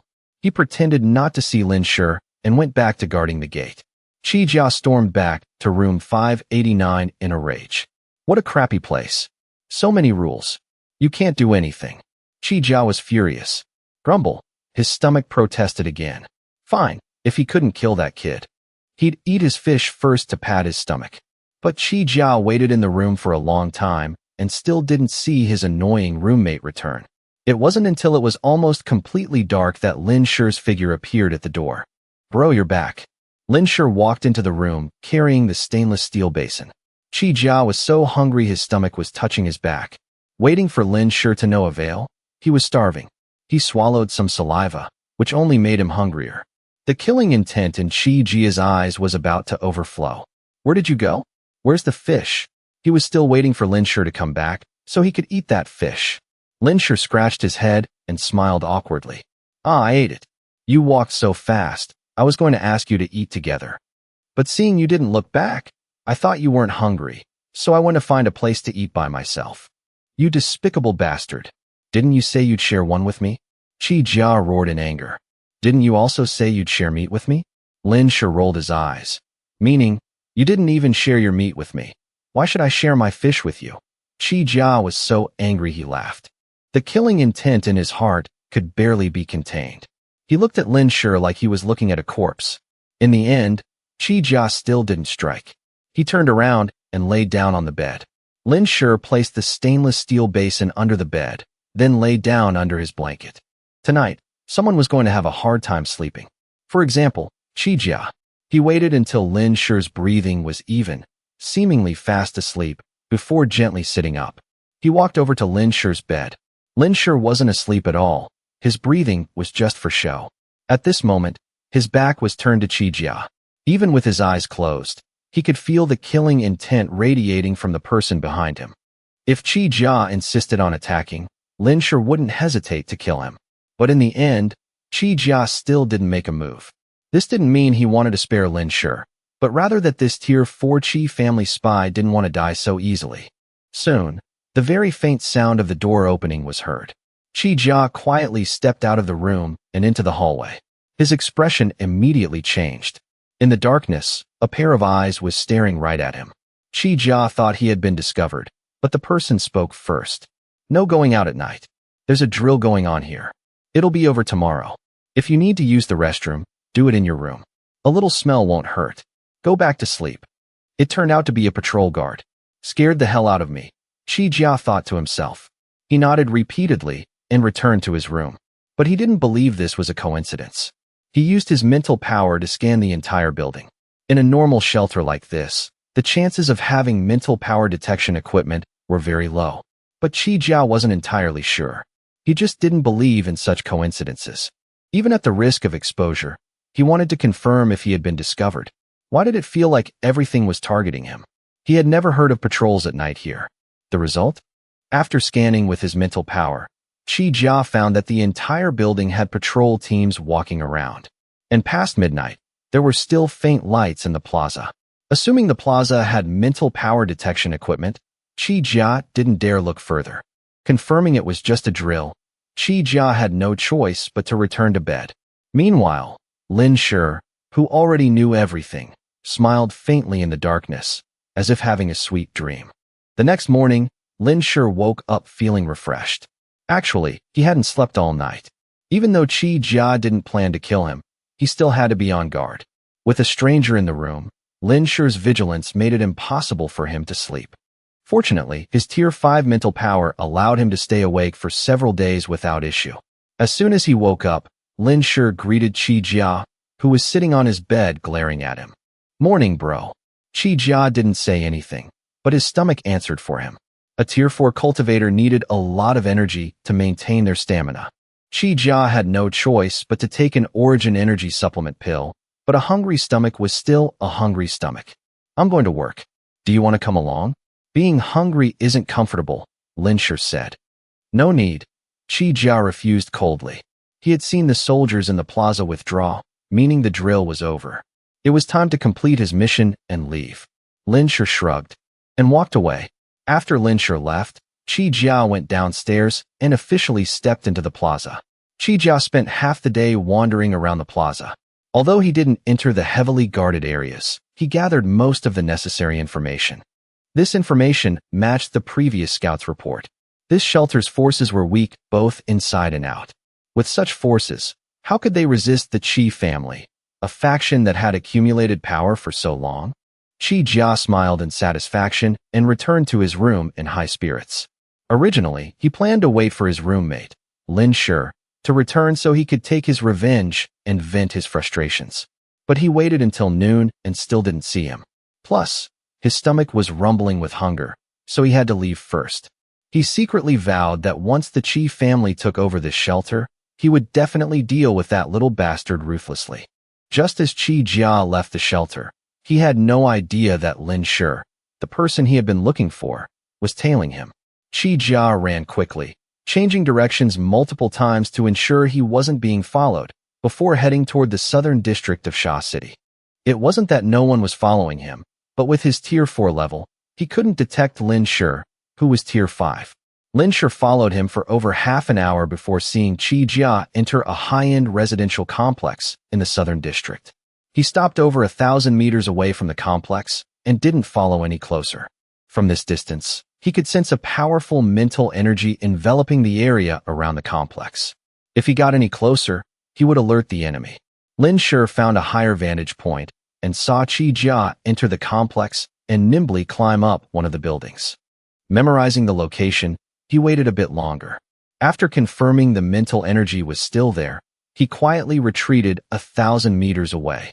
In an open clearing, he released the Demon King and the Void Origin Beast Legion. While Lin Shi was preparing for battle, in a room within the high-end residential complex, Qi Jia was reporting to Qi Qiuheng about the shelter's situation and troop deployment. Patriarch, the situation is exactly as the information we gathered earlier. The shelter only has this much power, not enough to serve as a base. Why did you take so long? Qi Qiuheng was dissatisfied because Qi Jia took a whole day and night to return. Qi Jia's eyes flickered as he recounted his experience at the shelter yesterday. Qi Qiuheng was astute and quickly noticed something unusual after hearing the story. Are you sure you weren't discovered? No. The strongest person in the shelter is only Tier 3. I couldn't have been discovered, Qi Jia said firmly. Qi Qiuheng frowned. What about your roommate? I find him very suspicious. Are you sure he wasn't sent by the enemy to monitor you?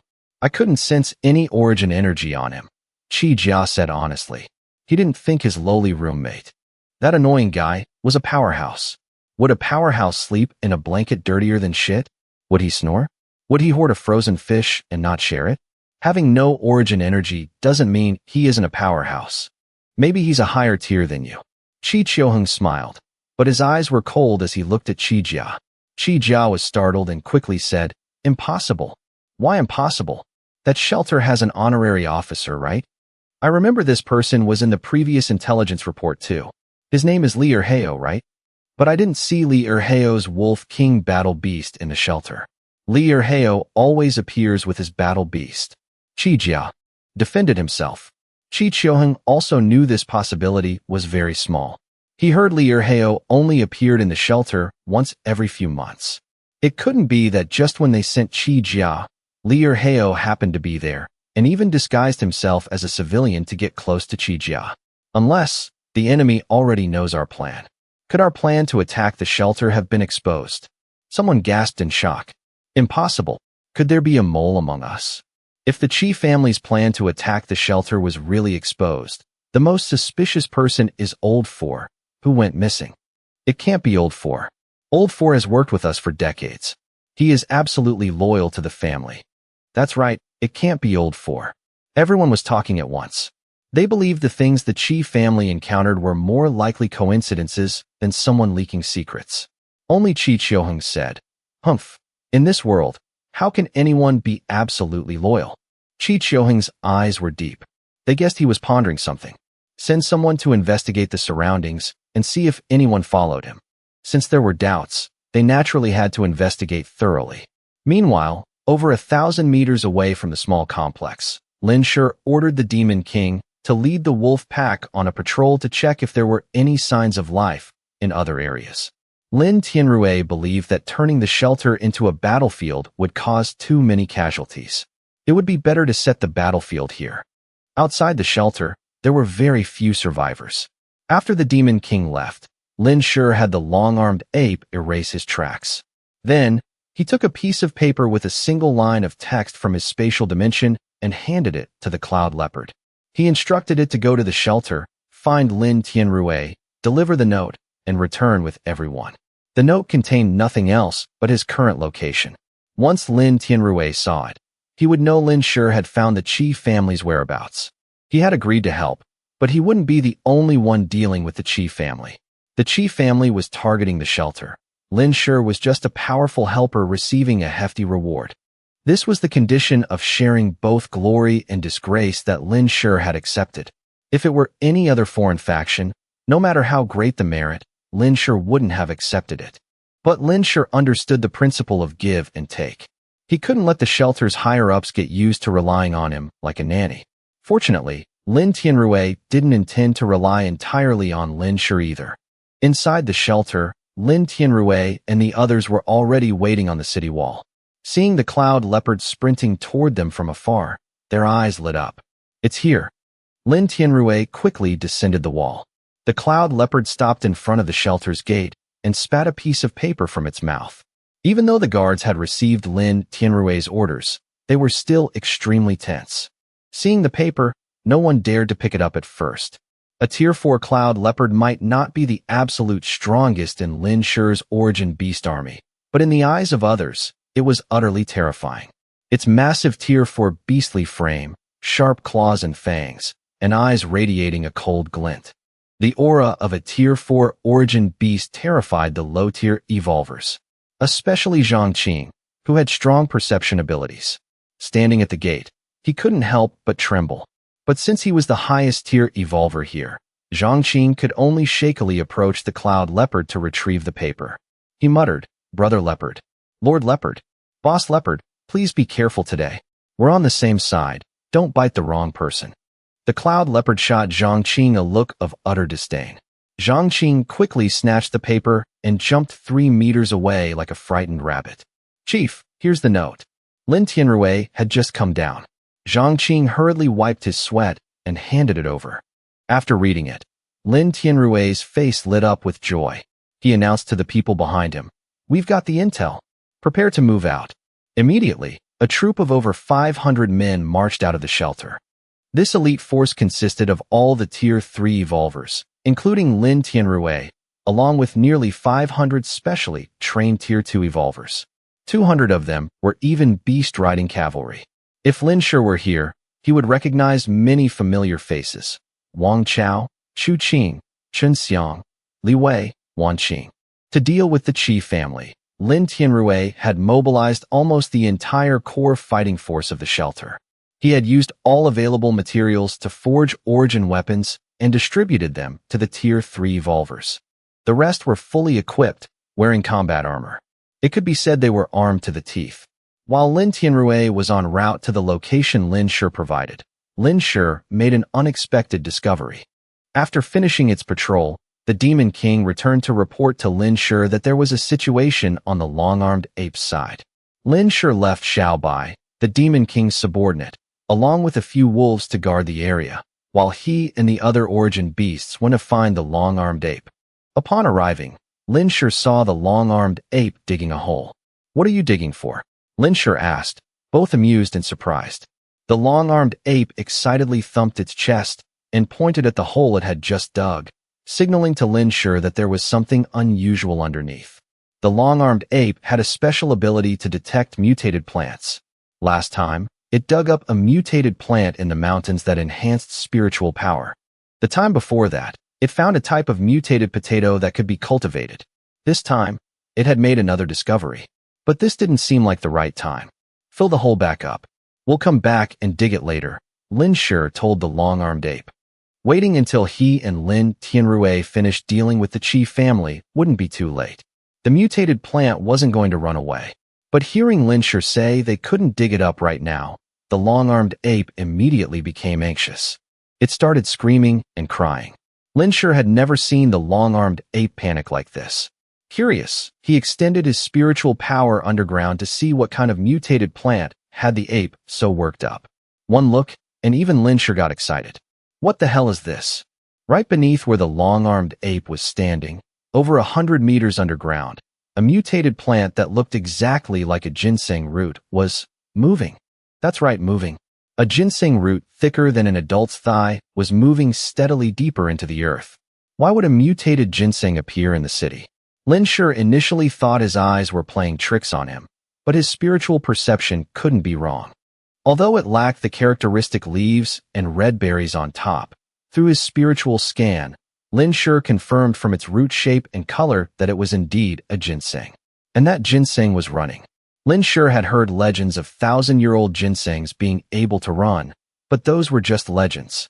Who would have thought a ginseng could actually run? Not only that, but Lin Shi could also sense an abundant source of energy and vitality from this ginseng. His intuition told him that if he let this ginseng go, he would regret it for the rest of his life.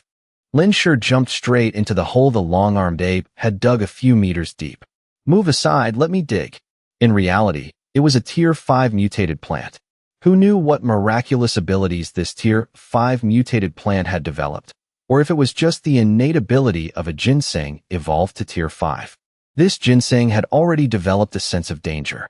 To avoid the hibernating beasts deep in the mountains, it had painstakingly made its way down, step by step, into the city. It never expected to still be discovered. Lin Shi found the ape's arms too slow. The long-armed ape was massive, so to dig straight down, it had to make a hole at least 3 meters in diameter. But Lin Shi didn't need to do that. A large round axe suddenly appeared in his hand. He directly used sharp origin energy to cut through the earth. To be precise, he first carved out a square on the ground, then scooped the dirt up. The long-armed ape was in charge of throwing the dirt Lin Shi dug up out of the hole. In just over 10 minutes, thanks to the teamwork of one man and one ape, they had dug down more than 50 meters. Meanwhile, Lin Tianrui had also led his troops to the southern district. Upon arriving, the Cloud Leopard guided the way. Lin Tianrui and his men reached the location of the Cloud Leopard and Lin Shi in just a few minutes. This place was only about 2 kilometers away from the residential complex Lin Shi had provided. Xiaobai was standing there with a few giant wolves. Lin Tianrui looked around but didn't see Lin Shi. He looked at the Cloud Leopard with a hint of doubt. Where is your master? The Cloud Leopard was also looking for Lin Shi. It glanced at the white wolf with a questioning look. The white wolf knew where Lin Shi was, but it didn't recognize Lin Tianrui and these people, so it didn't budge. It just stood there, staring intently at the Cloud Leopard. Seeing this, Lin Tianrui told the soldiers behind him, "Rest here." Lin Tianrui guessed Lin Shi had probably gone to scout the situation and would be back shortly. But after waiting for a long time without seeing Lin Shi, they instead encountered the Qi family members that Qi Qiuhong had sent to scout. Before they could even act, Xiaobai and the wolves lunged forward and bit those Qi family grunts to death. Because of this, Lin Tianrui led his men to clean up the scene, while Lin Tianrui was waiting for Lin Shi. On the other side, Qi Qiuhong and the others had been waiting in the residential complex for a long time without seeing their scouts return. In the high-level meeting room of the Qi family, the atmosphere began to grow tense. Qi Qiuhong walked to the window and began using his spiritual power to scan in one direction, expanding his range. Before long, he discovered the footprints of the Demon King and the wolf pack in the surrounding snow. There were many footprints, very messy. It had just snowed last night, so these tracks were clearly fresh. As Qi Qiuhong continued to scan with his spiritual power, he said slowly, "We are surrounded by a pack of origin beasts." What? A pack of origin beasts? Why didn't they go somewhere else instead of coming here? Origin beasts have a keen sense of smell. They will attack places with a strong scent of meat. This time, Qi Qiuhong had mobilized almost the entire fighting force of the Qi family, totaling over 300 people. It was possible that they had attracted a pack of origin beasts, but it shouldn't be this coincidental. Qi Jia had just returned, and the origin beast pack had already appeared. At this moment, the location of Lin Tianrui and his men was outside the scanning range of Qi Qiuhong's spiritual power. Qi Qiuhong scanned the area but didn't see a single origin beast or any other people. Furthermore, Lin Shi's footprints had been covered up by the long-armed ape. Therefore, Qi Qiuhong didn't detect any human footprints at all. This made Qi Qiuhong suspicious. After you finish scouting, Did you encounter any origin beasts or see their footprints on your way back? Or hear any footsteps? Qi Jia flatly denied it. Qi Qiuhong finally realized the severity of the problem. If those origin beasts had followed Qi Jia, there was no way Qi Jia wouldn't have noticed. Had those beasts evolved to such a level of intelligence? Or was someone controlling them? Take some more men downstairs to check. See what's spying on us, Qi Qiuhong ordered Qi Jia. Yes, sir. Qi Jia hurriedly led his men downstairs. Meanwhile, Lin Tianrui had already buried the Qi family grunts and the fresh bloodstains in the snow into a pit. He even stomped on it to pack it tight and covered it up. Job done. Lin Tianrui couldn't help but sigh. The vast expanse of white snow was truly the best place to dispose of bodies and destroy evidence. Dig a hole, bury them, and unless an origin beast with a sharp sense of smell came along, ordinary people would find it hard to notice. Unless one day the sun became warm again and the ice and snow across the world melted. By then, there would probably be corpses everywhere. What a horrifying thought. Chief, are we just going to keep waiting like this? A Tier 3 officer interrupted Lin Tianrui's thoughts, walking over to ask. Wait, Lin sure must have been delayed by something. We'll make our move once he gets here. Lin Tianrui wasn't in a hurry. Without Lin Shi, they were simply no match for the Qi family. Such an important mission and he's delayed? How can he justify this? Chief, Lin Shi is too young and unreliable. Hearing this, the Cloud Leopard and Xiao Bai glared at the officer. They were secretly furious that this guy dared to badmouth their master. But right after, they heard the officer say, Comrade Liu Heo is still the reliable one. Every time we're in trouble, he shows up right on time. Now that's a real man. The Cloud Leopard and Xiao Bai fell silent and turned their heads away. The Cloud Leopard had only appeared outside the shelter once, and from quite a distance. Few people saw it that time. After reaching Tier 4, the Cloud Leopard's appearance had changed drastically, showing signs of atavism. So even if someone found the Cloud Leopard somewhat familiar, they wouldn't recognize it as the beast that had followed Liu Heo outside the shelter. At the same time, a few streets and 2 residential blocks away from Lin Tianrui's group, over 1,000 meters in distance, a deep pit appeared on the previously flat snowy ground. Lin Shi had dug down more than 80 meters. As soon as Lin Tianrui arrived at the southern district, he noticed. Even while digging, his spiritual power never left Lin Tianrui's group. To ensure he didn't accidentally dig into his allies, Lin Shi cleared the snow, revealing the old city's asphalt road underneath. With this type of human excavator, Lin Shi dug very smoothly. If he had used a normal shovel, it would have broken by now. As he dug deeper, what surprised Lin Shi was that the closer he got to the ginseng, the faster it ran. Initially, he was only about 100 meters away from the ginseng. Even though he had dug over 80 meters, the ginseng was still more than 30 meters away. And as if sensing Lin Shi's intent to dig it up, it even changed direction. It was moving upward at an angle. Lin Shi couldn't help but exclaim, "Has this ginseng become a spirit?" Lin Shi adjusted his digging direction, trying to quickly secure this bizarre, mutated plant. One dug as fast as lightning, while the other crawled like a snail. Even though the ginseng had mutated and could move on its own, it was still a plant, not an animal. After a while, Lin Shi was finally just over 3 meters away from the mutated ginseng. At this distance, even without using spiritual power, he could smell a distinct medicinal fragrance through the dirt. He felt a powerful surge of origin energy and vitality transmitting from underground. Just taking a breath made the soreness in Lin Shi's arms feel much better, and his spirit was greatly refreshed. Even the origin energy in his body showed signs of recovery. Getting closer, Lin Shi didn't dare to use the shovel anymore, afraid of damaging the ginseng. Even though he didn't know how to harvest herbs, he understood that a ginseng had to be intact to be valuable. If digging the dirt affected its medicinal properties, it would be a huge loss. Lin Shi took out a specially made small trowel from his spatial dimension and began to dig carefully. The mutated ginseng was still moving slowly. At this distance, even if it turned into a mole, it couldn't escape. A mole? Lin Shi suddenly remembered he had almost forgotten Gigi. He was in such a hurry when he found the ginseng that he almost forgot Gigi was an expert at digging narrow tunnels like a mole. The ape's hands were of no use here, but the tiny Gigi could definitely help. At this moment, Lin Shi sensed a familiar figure within his spiritual power range. Qi Jia had scouted the area and discovered Lin Tianrui's tracks. There wasn't much time left for Lin Shi to dig carefully. He released Ji from his spatial dimension.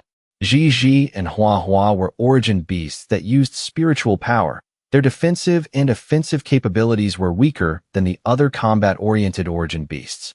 Normally, Lin Shi let them play in the spatial dimension. Because he remembered Ji so suddenly, he didn't notice what it was doing inside.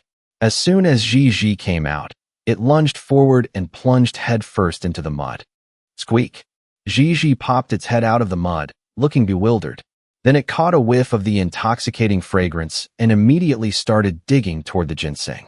Afraid that Ji would dig up the ginseng and gnaw on it, Lin Shi quickly pulled the little guy back before it could burrow too deep.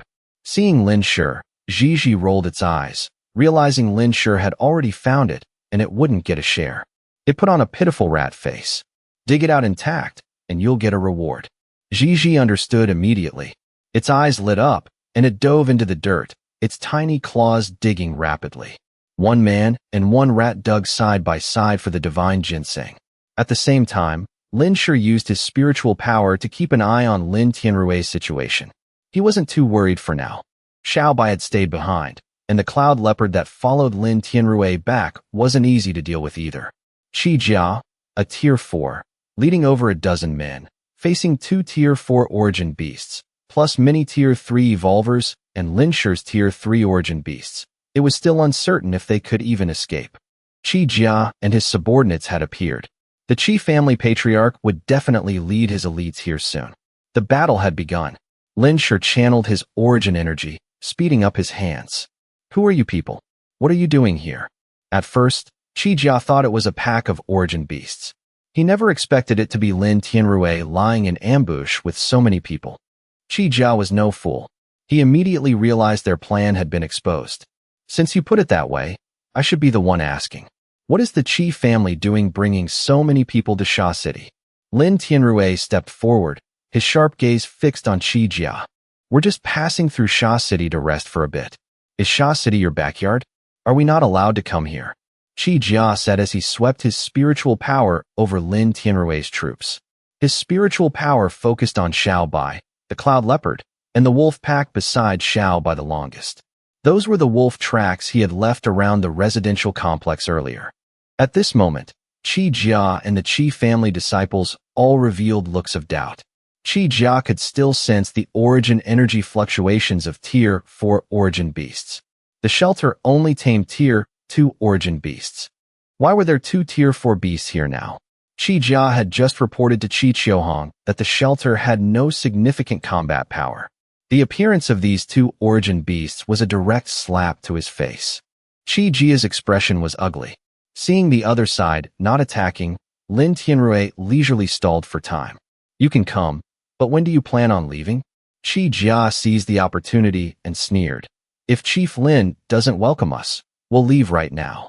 With that, he prepared to lead his men away immediately. Qi Jia knew the most urgent task was to quickly return and report the situation to the patriarch. Staying here gave them no advantage. They just needed to regroup with the people in the residential complex. Qi Jia thought today's encounter was actually fine. Now the enemy had revealed their full strength. Just a bunch of Tier 3s and 2 Tier 4 origin beasts. Meanwhile, their Qi family had a Tier 5 cultivator. But would Lin Tianrui let Qi Jia leave so easily? The answer was no. Hold on. Lin Tianrui called out to Qi Jia. What else does Chief Lin want? I don't know how to address you yet. You are esteemed guests from afar. Why wouldn't I welcome you? Since you're here, why not come into the shelter for a cup of tea before you go? Qi Jia felt something was wrong. I am Qi Jia, the first elder of the Qi family.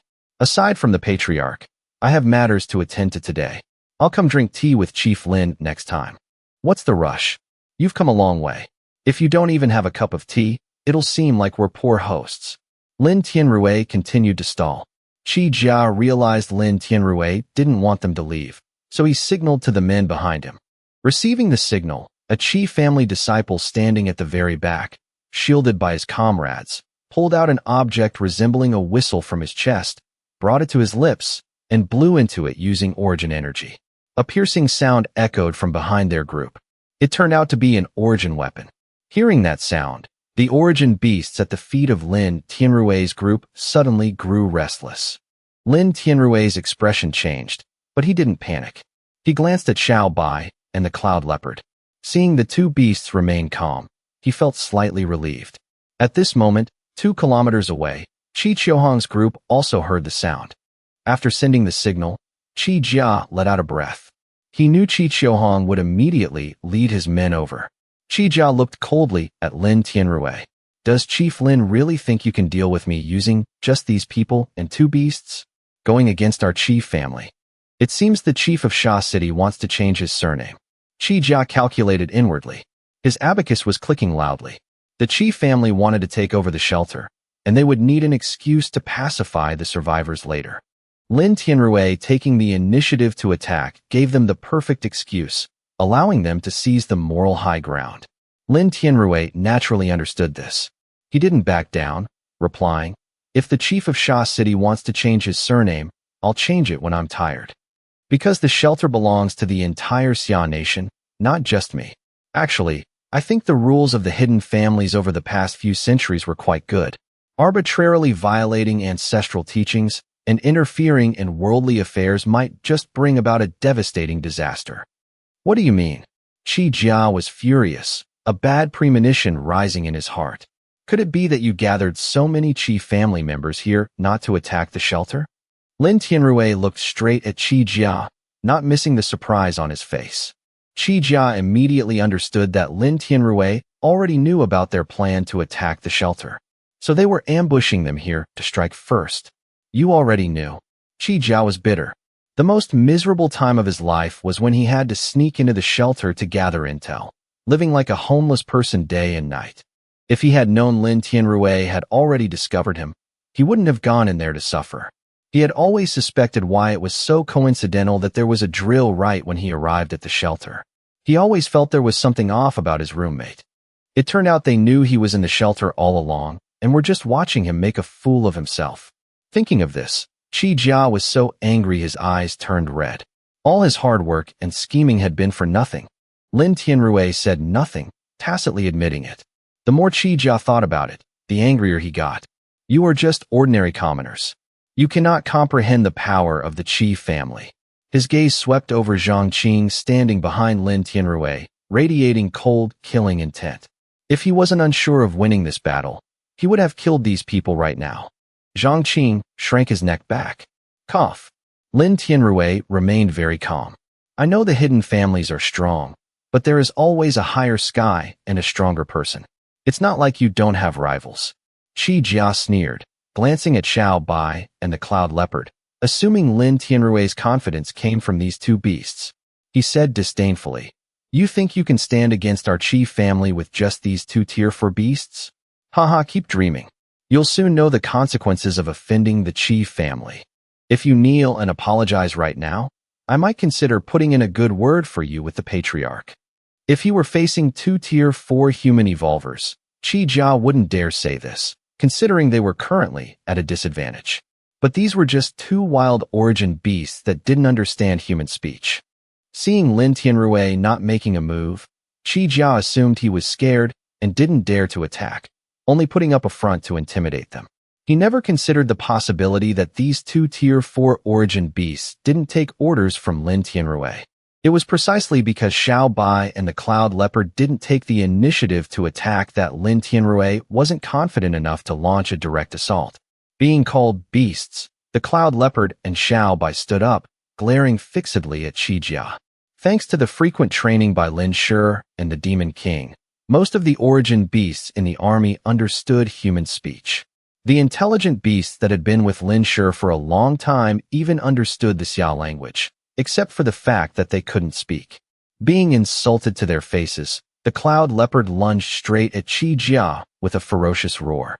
Xiao Bai was even more direct, letting out a howl to the surrounding wolves before charging at Qi Jia's group.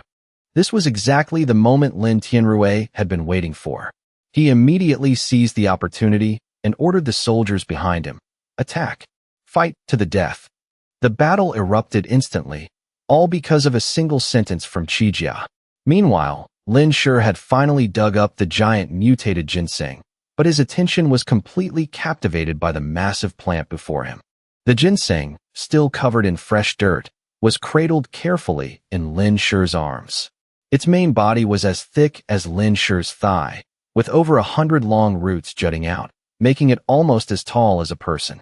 The ginseng had a head and legs. If it weren't missing facial features, it would look exactly like a ginseng spirit. This was the largest ginseng Lin Shi had ever seen.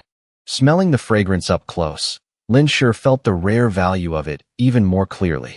Just catching a whiff of the scent instantly cleared his mind, and he even felt his spiritual power range expand by a few centimeters. The origin energy in his body, depleted from digging, was also rapidly recovering. The alluring aroma made Lin Shi want to take a bite right then and there, while Ji was already drooling. Lin Shi realized this was definitely a rare treasure. After being pulled out by Lin Shi, the ginseng stopped moving. Lin Shi tried scratching the ginseng's arms and legs, but it didn't react. It seemed the ability to move underground was just a trait or power it gained after mutating, not that it had actually become a sentient spirit. Despite possessing animal-like traits, it was fundamentally still a plant. Lin Shi found a large box and carefully placed the mutated ginseng, dirt and all, into his vacuum spatial dimension. The fact that it could be stored in the vacuum space indirectly proved that this mutated plant truly lacked animal-like intelligence. If plants really had intelligence, that would be terrifying. Storing Ji back into the dimension, Lin Shi climbed out of the hole. The Demon King and the other beasts had been waiting for him at the entrance for a long time. Lin Shi brushed the dirt off his body, swung onto the Demon King's back, and headed straight for Lin Tianrui's battlefield. He had already seen a large number of Qi family troops advancing toward Lin Tianrui's position. The battle between Lin Tianrui and Qi Jia was nearing its end. Although the Qi family members knew they were outmatched, they could use red pills to unleash explosive power. However, the pills took time to take effect. Outnumbered and overpowered, many Qi family members were killed before they could even swallow the pills. Even though Qi Jia was quite skilled at dealing with Xiao Bai's attacks, adding the much faster Cloud Leopard made him completely outmatched. He could only dodge and defend. He couldn't help the others at all, and could only watch as the rest of his men were slaughtered, leaving him as the only Qi family member still standing. After killing all of Qi Jia's men, Lin Tianrui's group didn't join the fight between Qi Jia, the Cloud Leopard, and Xiao Bai, but merely observed from a distance. Just then, a loud shout echoed through the windless sky. "Stop right there." It was Qi Qiuhong's voice. To Qi Jia, it was incredibly familiar. A look of joy flashed in his eyes. His origin energy erupted, pushing Xiao Bai back and dodging the Cloud Leopard's bite, quickly retreating backward. As soon as Qi Jia steadied himself, a gray blur rushed to his side at a speed that Tier 3 cultivators could hardly track. Qi Jia cried out excitedly, "Patriarch!" Hearing the word, patriarch, Lin Tianrui's eyes darkened, and a sense of dread filled his heart. The patriarch of the Qi family was Qi Qiuhong, the Tier 5 powerhouse the Qi family possessed. The officers, soldiers, and even Lin Tianrui had already known the intel about the hidden families. Initially, the strategy of Lin Tianrui and his men was soldiers against soldiers, generals against generals. They were the soldiers. Lin Shi was the one Lin Tianrui had chosen to deal with the Qi family patriarch. But now, Lin Shi wasn't here, and the enemy's Tier 5 powerhouse had arrived. Unease spread through everyone's hearts. "Oof, how dare you lay a hand on our Qi family members? You've got some nerve." Qi Qiuhong snorted coldly and lunged straight for Lin Tianrui's throat. Qi Qiuhong knew well that to catch the bandits, you must first catch the ringleader. As long as Lin Tianrui died, the others would definitely fall into chaos. The aura of a Tier 5 powerhouse carried intense killing intent, aimed directly at Lin Tianrui. Protect the chief. Wang Chao had always stood beside Lin Tianrui, guarding against any sudden attacks from Qi Jia. But the speed of a Tier 5 powerhouse was not something Tier 3 cultivators could react to in time. Even though Wang Chao managed to catch a glimpse of Qi Qiuhong's movement, his body couldn't react fast enough to defend. The gap was simply too large. The other Tier 3 cultivators felt the same. Last time when Lin Shi killed Lu Chaotian, they hadn't directly felt the terror of a Tier 5, because Lin Shi's killing intent wasn't directed at them. Now, facing a Tier 5 powerhouse, everyone felt a sense of powerlessness. Zhang Qing felt as if he were back on that city wall, facing Lin Shi, feeling that his life was no longer in his own hands but controlled by someone else. Whoosh! In the nick of time, a light brown blur flashed by. The cloud leopard bit into Qi Qiuhong's arm. The cloud leopard was a speed-type origin beast. Only it could keep up with Qi Qiuhong's speed. Damn beast! Qi Qiuhong pulled his hand back from grabbing Lin Tianrui's throat and threw a palm strike with his other hand. A powerful palm wind infused with origin energy aimed straight for the cloud leopard's head. The cloud leopard dodged but couldn't completely escape it.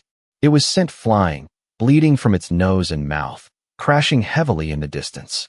Seeing Qi Qiuhong about to strike again, Xiaobai gave up chasing Qi Jia and charged at Qi Qiuhong with 10 Tier 3 wolves. But Xiaobai's speed couldn't match the cloud leopard's. After just a few exchanges, it was knocked away, spitting fresh blood. A Tier 3 wolf was instantly killed by Qi Qiuhong. Don't engage in close combat. Keep your distance. Use ranged weapons. Lin Tianrui shouted to Xiaobai and the cloud leopard while backing away from Qi Qiuhong and firing at him. But armor-piercing bullets were useless against a Tier 5 powerhouse, only tearing a few holes in Qi Qiuhong's clothes. Qi Qiuhong wasn't in a hurry to attack. Instead, he stepped back a bit, waiting for the other Qi family members to catch up. Seeing the bullets were ineffective, Lin Tianrui signaled the soldiers to cease fire. A few officers gathered around Lin Tianrui and whispered, "Chief, what do we do now? The power of a Tier 5 is too overwhelming. Numbers can't make up for it." Moreover, when the other Qi family members arrived, they realized the enemy also had over 300 people. If no one could hold off that Tier 5 evolver, even if they fought to the death, they weren't sure they could win. Lin Tianrui was burning with anxiety, wondering why Lin Shi still hadn't returned. But he couldn't show it. He could only reassure his soldiers, "Don't worry. Wait a moment." Wait for what? Naturally, wait for Lin Shi. "Chief, when the fighting starts later, we'll hold off that Tier 5 evolver. You leave first." Wang Chao leaned in and whispered into Lin Tianrui's ear. Lin Tianrui laughed heartily and patted Wang Chao's shoulder. "Leave? Go where? Don't say such things anymore. Today, we either win together or die together right here." An officer felt that today boded ill rather than well. "Since the day I enlisted, I knew this day would come. To live and die with the chief is my greatest honor." Many echoed, "Our greatest honor." Lin Tianrui felt a heavy weight in his heart. Right now, they could only continue to stall for time. Every second counted. An officer suddenly remembered something and complained loudly. "That damn Xiaobai said he'd act with us. But now he's nowhere to be seen. Did he run away?"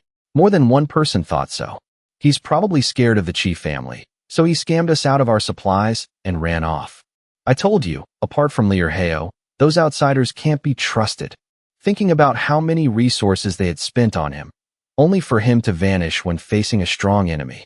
Many people, though not daring to show dissatisfaction with Lin Tianrui, were deeply disappointed inside. No, Lin Tianrui knew Lin Shi wasn't someone who would break his word. He sighed. At this moment, to stabilize the troops' morale, Lin Tianrui had no choice but to reveal Lin Shi's identity. Actually, Lin Shi is Liao Hao. When Lin Shi brings the Demon King here later, his identity will be exposed anyway, so there's no harm in saying it. But this news was an absolute shock to the officers who didn't know Lin Shi's true identity. The officers' eyes widened, their first reaction being disbelief. "What? Lin Shi is Liao Hao? Chief, you're not joking, right?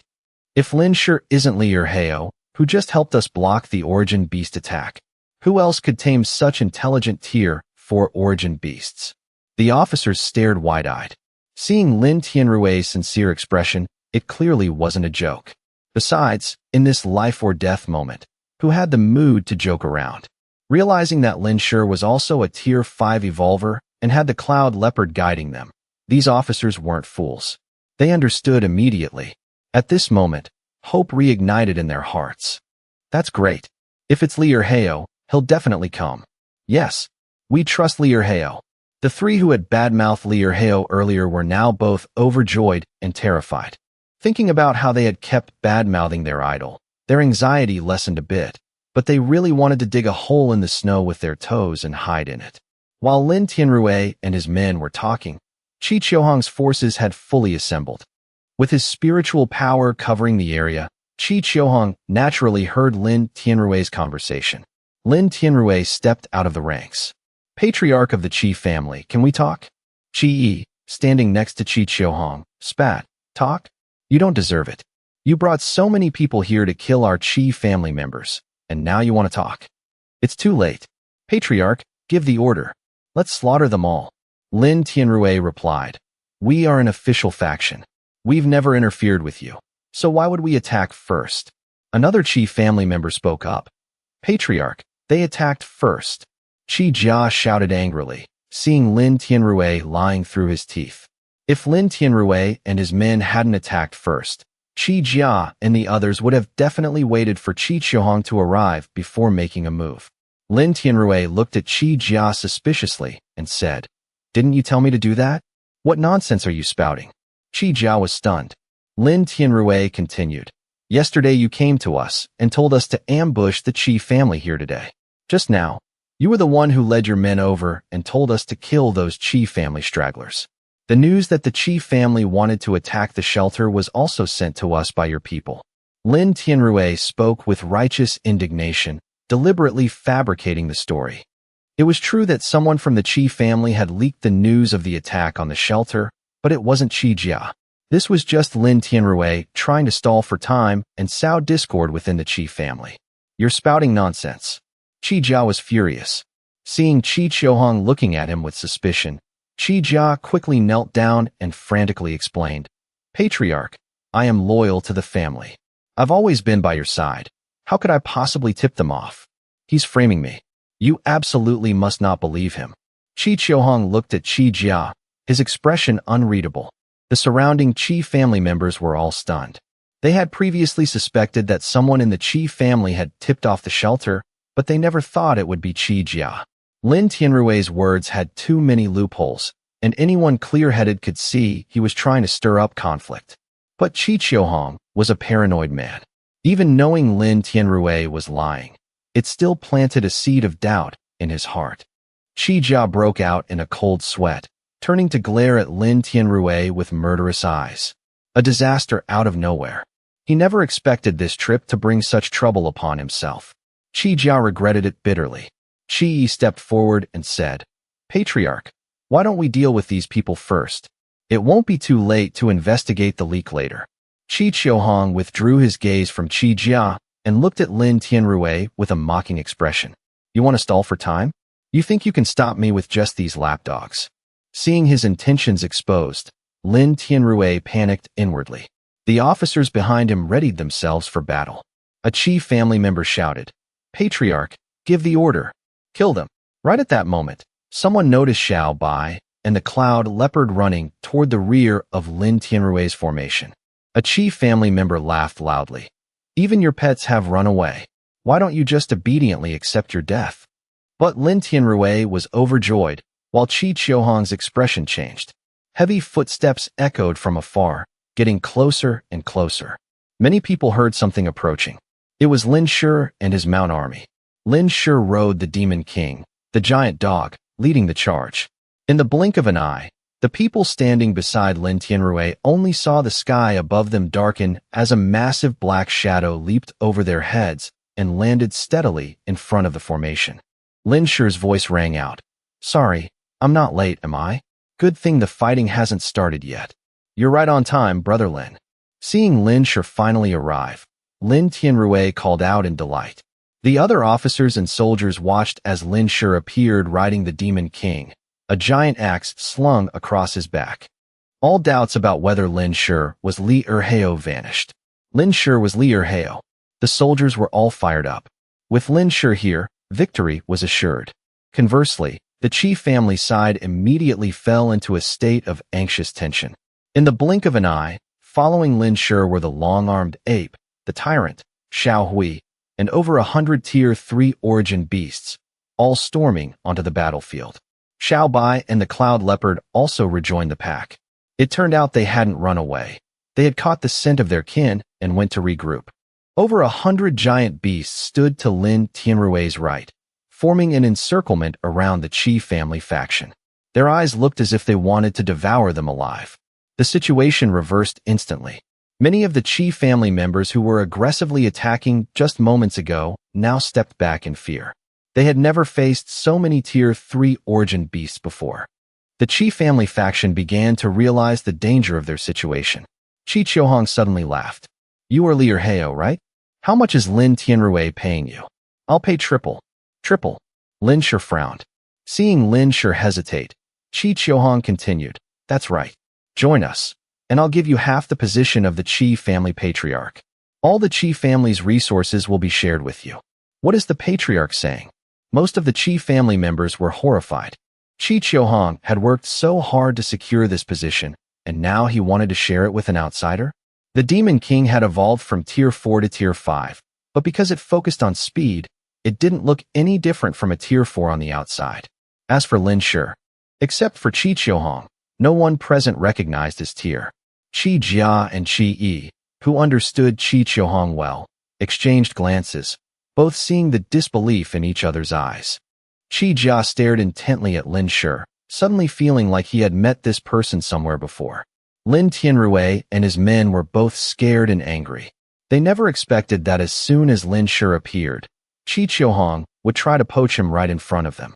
Qi Qiuhong continued, My plan is to conquer the current Sha City shelter and develop a large-scale base. Then, using that as a stepping stone, expand the territory of the Xia nation to an unprecedented scale, becoming a great emperor even greater than Emperor Qin. And you, after joining me, will become a great figure recorded in history for all eternity. Qi Qiuhong no longer hid his ambitions, laying bare all his wild desires. Many Qi family members were thrilled upon hearing these words, their expressions filled with excitement. But an untimely scoff rang out. Uffed! Lin Shi couldn't hold back. What era is this, and you're still dreaming of being an emperor? Are you planning to open a harem with 3,000 beauties too? Qi Qiuhong seemed oblivious to Lin Shi's mockery. He looked at Lin Shi with an expression of men understand each other. It's not impossible. Once we conquer the city, you can take your pick of any beauty that catches your eye. Qi Qiuhong took a step forward, continuing to raise the stakes. Think about it. Right now, the whole world is ravaged by the Ice Age catastrophe. Humanity's technological level has plummeted to its lowest point since the Industrial Revolution. This is the era where individual strength has the greatest impact. The vast lands and rivers are currently mostly ownerless. If we cooperate, let alone ruling the Xia nation, even ruling the world isn't impossible. Ruler of the world? Lin Shi's expression changed. Not because he was tempted, but because he found this Qi family patriarch truly ambitious. Wasn't this the legendary dream of world domination that every villain had? Qi Qiuhong stepped even closer. Do you know how long the lifespan of a Tier 5 evolver is? According to the records of our hidden families, the maximum lifespan of a Tier 5 evolver can reach over 300 years. Qin Shi Huang was poisoned to death after only living a few decades. He didn't complete his great enterprise, but we can continue it. The current environment is the perfect opportunity for the strong. As long as we keep getting stronger, we will hold infinite possibilities. You are still young and have even more potential than I do. When the time comes, becoming the human emperor, unprecedented in human history, is not impossible. Think about it. With just a raise of your hand, the whole world will tremble in fear. Whatever you desire, countless people will risk their lives to bring it to you. How wonderful would that feeling be? With such a tempting offer, Qi Qiuhong didn't think Lin Shi would refuse. He already knew Li Erheo wasn't from the shelter, but merely had a cooperative relationship with them. He firmly believed Lin Shi couldn't resist his conditions. Qi Qiuhong's voice seemed to carry a magical charm. The Qi family members behind him listened with fanatical expressions. They were also incredibly jealous of Lin Shi. In their eyes, for an outsider to be offered such equal terms by Qi Qiuhong, this was truly a godsend. But Lin Tianrui's side was utterly terrified. When he learned the Qi family wanted to attack the shelter, Lin Tianrui knew they had great ambitions, but he hadn't expected to underestimate these hidden families so much. Qi Qiuhong's ambition was so massive that he wanted to become the human emperor. If Lin Shi agreed to Qi Qiuhong's terms, their trip today would become a suicide mission, with absolutely no chance of survival. Lin Tianrui hurriedly shouted at Lin Shi, "Brother Lin, Hero Li, don't be fooled. The hidden families never let outsiders join. This is just a trick by the Qi family to make you lower your guard." Lin Shi's eyes looked thoughtful. A moment later, he suddenly said to Qi Qiuhong, "If you can answer one question for me, it's not impossible for me to join you." Lin Shi's words struck like a bolt of lightning, leaving Lin Tianrui's side dizzy. They thought Lin Shi had been persuaded by Qi Qiuhong and looked at him in disbelief. "Brother Lin, Hero Li, don't be foolish." If Lin Shi joined the Qi family, the current situation would completely reverse. Lin Tianrui and his men would basically be waiting for death. Dying for a righteous cause against an enemy wasn't scary. What was scary was facing betrayal and an unbeatable foe, dying a meaningless death. An atmosphere of crisis and unease enveloped the faces of almost all the soldiers. Qi Jia heard the name Lin Shi again.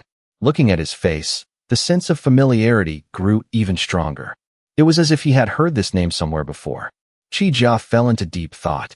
Hearing this, Qi Qiuhong laughed heartily, assuming Lin Shi had indirectly agreed. Looking smug, he said, "So your real name is Lin Shi. Speak. As long as I know, I will definitely answer." Because he had been too focused on assassinating the former patriarch and usurping the throne, Qi Qiuhong only knew that Qi Yun went to Sha City to find something that might be related to the family heirloom. Furthermore, the Qi family had lost the heirloom and didn't care much about it, so he hadn't paid much attention to Lin Shi afterward. He had only told his trusted subordinates to keep an eye out. And Old Fourth, who was originally in charge of tracking this matter, had been killed by Qi Yun. If Old Fourth were still alive, he would have definitely recognized Lin Shi immediately. Lin Shi looked up at Qi Qiuhong and said calmly, "Actually, I asked Qi Yun this question. He said the Qi family used to have an aunt he had never met, named Tu Yuan." Lin Shi paused, letting Qi Qiuhong recall the name. Sure enough, upon hearing the name Tu Yuan, Qi Qiuhong's expression flickered. His smile vanished, and a strange look flashed in his eyes. Lin Shi didn't miss the change in Qi Qiuhong's expression. "I heard his aunt once eloped with an outsider. At that time, you were the one who chased after them to kill them. I want to ask, when you led your men to hunt down Tu Yuan back then, did you kill her?" Lin Shi didn't say he was Tu Yuan's son. He only said he heard this story from Qi Yun. But who was Qi Qiuhong? After years of infighting with the generations of Qi family patriarchs, calling him a scheming and cunning man was an understatement. He immediately noticed the anomaly in Lin Shi's question. "Why do you care about this?" Qi Qiuhong didn't answer directly, but asked in return, "Just curious. I want to know how your Qi family treats those who elope with outsiders." I hope the Qi family patriarch will answer honestly. "You should know that at our realm, we can see many subtle things. If you lie, it means you have no sincerity in cooperating, and I will immediately order my origin beasts to tear you all to pieces." Here, Lin Shi explained why he asked this question, simply because he didn't trust Qi Qiuhong and was afraid of being backstabbed. At the same time, to prevent Qi Qiuhong from lying, he even used a threat. Qi Qiuhong fell into deep thought, seemingly weighing whether to tell the truth about what happened back then. Hearing this, the other Qi family members felt both angry at being threatened and humiliated. They had never been so blatantly threatened by anyone. But not many thought Lin Shi didn't believe them. Only Qi Jia felt like he was on the verge of remembering something, but was just a little bit off. He looked at Lin Shi, and the more he looked, the clearer something became in his mind. Right at that moment, Qi Yi suddenly patted Qi Jia's shoulder. "What are you thinking about?" Qi Jia looked at Qi Yi. The two had been partners for decades and understood each other well. Qi Yi's eyes showed dissatisfaction that Qi Qiuhong valued Lin Shi so much, but he didn't dare say it out loud. Qi Jia responded with a bitter smile. They had no choice. To put it nicely, they were trusted aides. To put it bluntly, they were tools for servitude. Trained from a young age to serve Qi Qiuhong. Interrupted by Qi Yi, Qi Jia's train of thought was instantly broken. But when he looked at Lin Shi again, the familiar feelings surged back. Lin Shi's words, falling into the ears of the others beside Lin Tianrui, carried a different meaning. Lin Shi really wanted to join the Qi family. If Lin Shi joined the Qi family now, when they had absolutely no chance. Many secretly clenched their fists, their eyes practically shooting fire. It was precisely because Lin Shi used to be an idol they respected that feeling this betrayal hurt even more. This isn't true. I believe in Hero Li. An officer clenched his fists so tightly his nails dug deep into his flesh, yet he felt no pain. Some soldiers had bloodshot eyes, glaring at Lin Shi's back as if trying to pierce through it. Lin Tianrui was even more unwilling to believe that Lin Shi was such an ambitious person. If not, when he wanted to pass the position of chief to Lin Shi should have had some reaction.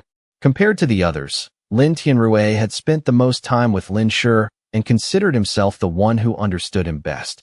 But if Lin Shi didn't intend to join the Qi family, why would he say that? Could it be?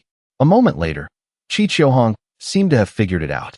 He sighed and said, "Actually, this matter was originally a secret. Since you want to know, to show my sincerity, I will tell you." The matter of Tu Yuan was a huge secret to Qi Qiuhong if the old patriarch was still alive. But now, those people were all dead, and the Qi family was his. There was no harm in telling. Back then, Tu Yuan insisted on eloping with an outsider. She was pregnant before she fled the Qi family and begged me to help her. But the Qi family's rules were strict. I didn't dare to openly violate the ancestral teachings, so I refused her. Later, I don't know what method Tu Yuan used, but she eventually escaped the Qi family.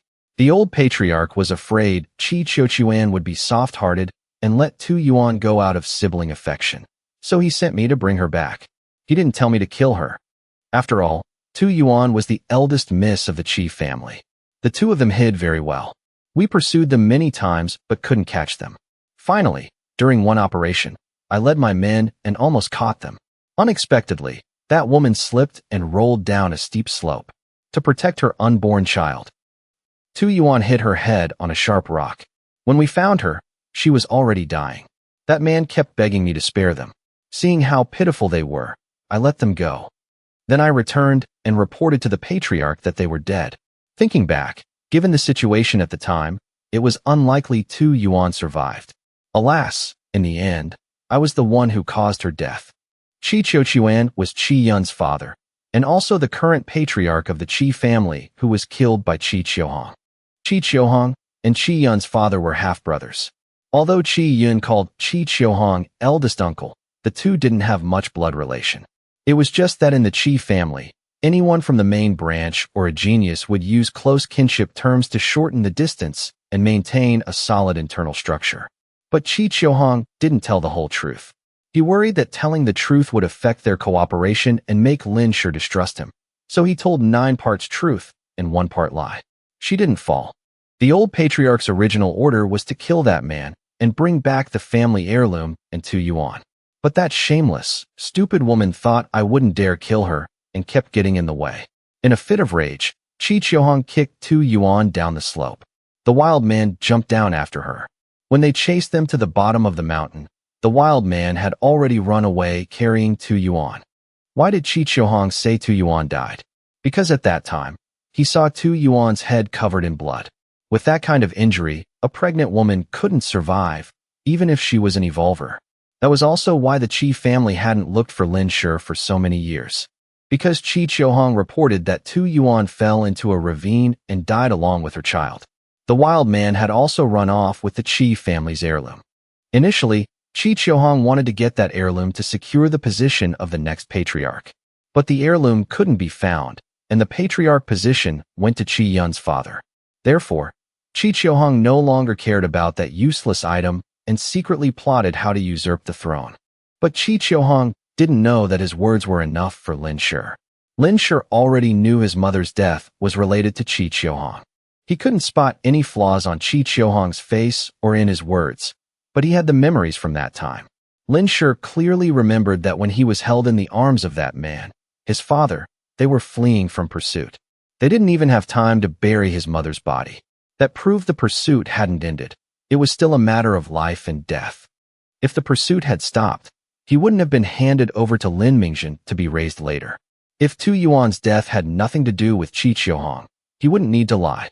Lin Shi's question was just to find out if Qi Qiuhong was the mastermind behind the events of that year. Hearing Qi Qiuhong admit it, Lin Shi knew he hadn't found the wrong person. He also got confirmation from Qi Qiuhong that Qi Yun's father was his mother's brother. It was just that this relationship had now been severed by Qi Qiuhong. Qi Qiuhong had to die. All his subordinates had to die too. Lin Shi secretly gripped the Demon King's fur, lowering his eyes to hide the killing intent he could barely suppress. Right at that moment, Qi Jia exclaimed in shock, "Lin Shi, I remember now." Qi Qiuhong was waiting for Lin Shi's answer when he was interrupted by Qi Jia.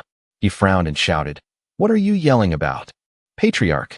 He is Lin Shi." Qi Jia pointed at Lin Shi, who had his eyes lowered, his voice trembling with excitement. "He is the child that the patriarch, no, that Tu Yuan and those people wanted to find."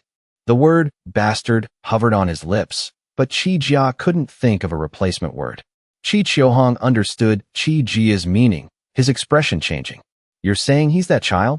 Qi Qiuhong looked Lin Shi up and down. In his heart, everything became clear as a mirror. No wonder this kid asked that question.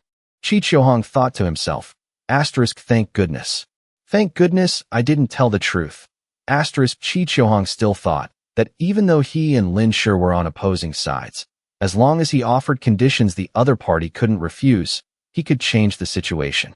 He never expected Lin Shi to be Tu Yuan's son. Qi Qiuhong had offered such an exorbitant price mainly because the situation was too disadvantageous for him.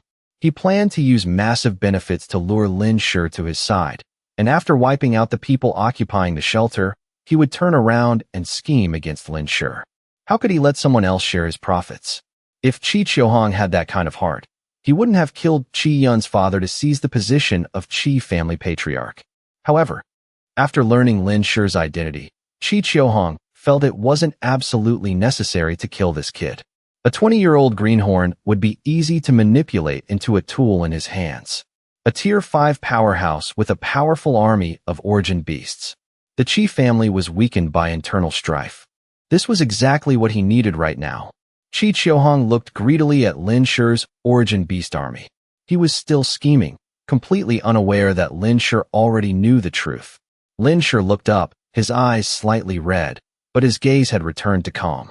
He didn't deny Qi Jia's words, saying to Qi Qiuhong, "That's right. If I'm not mistaken, I am Tu Yuan's son.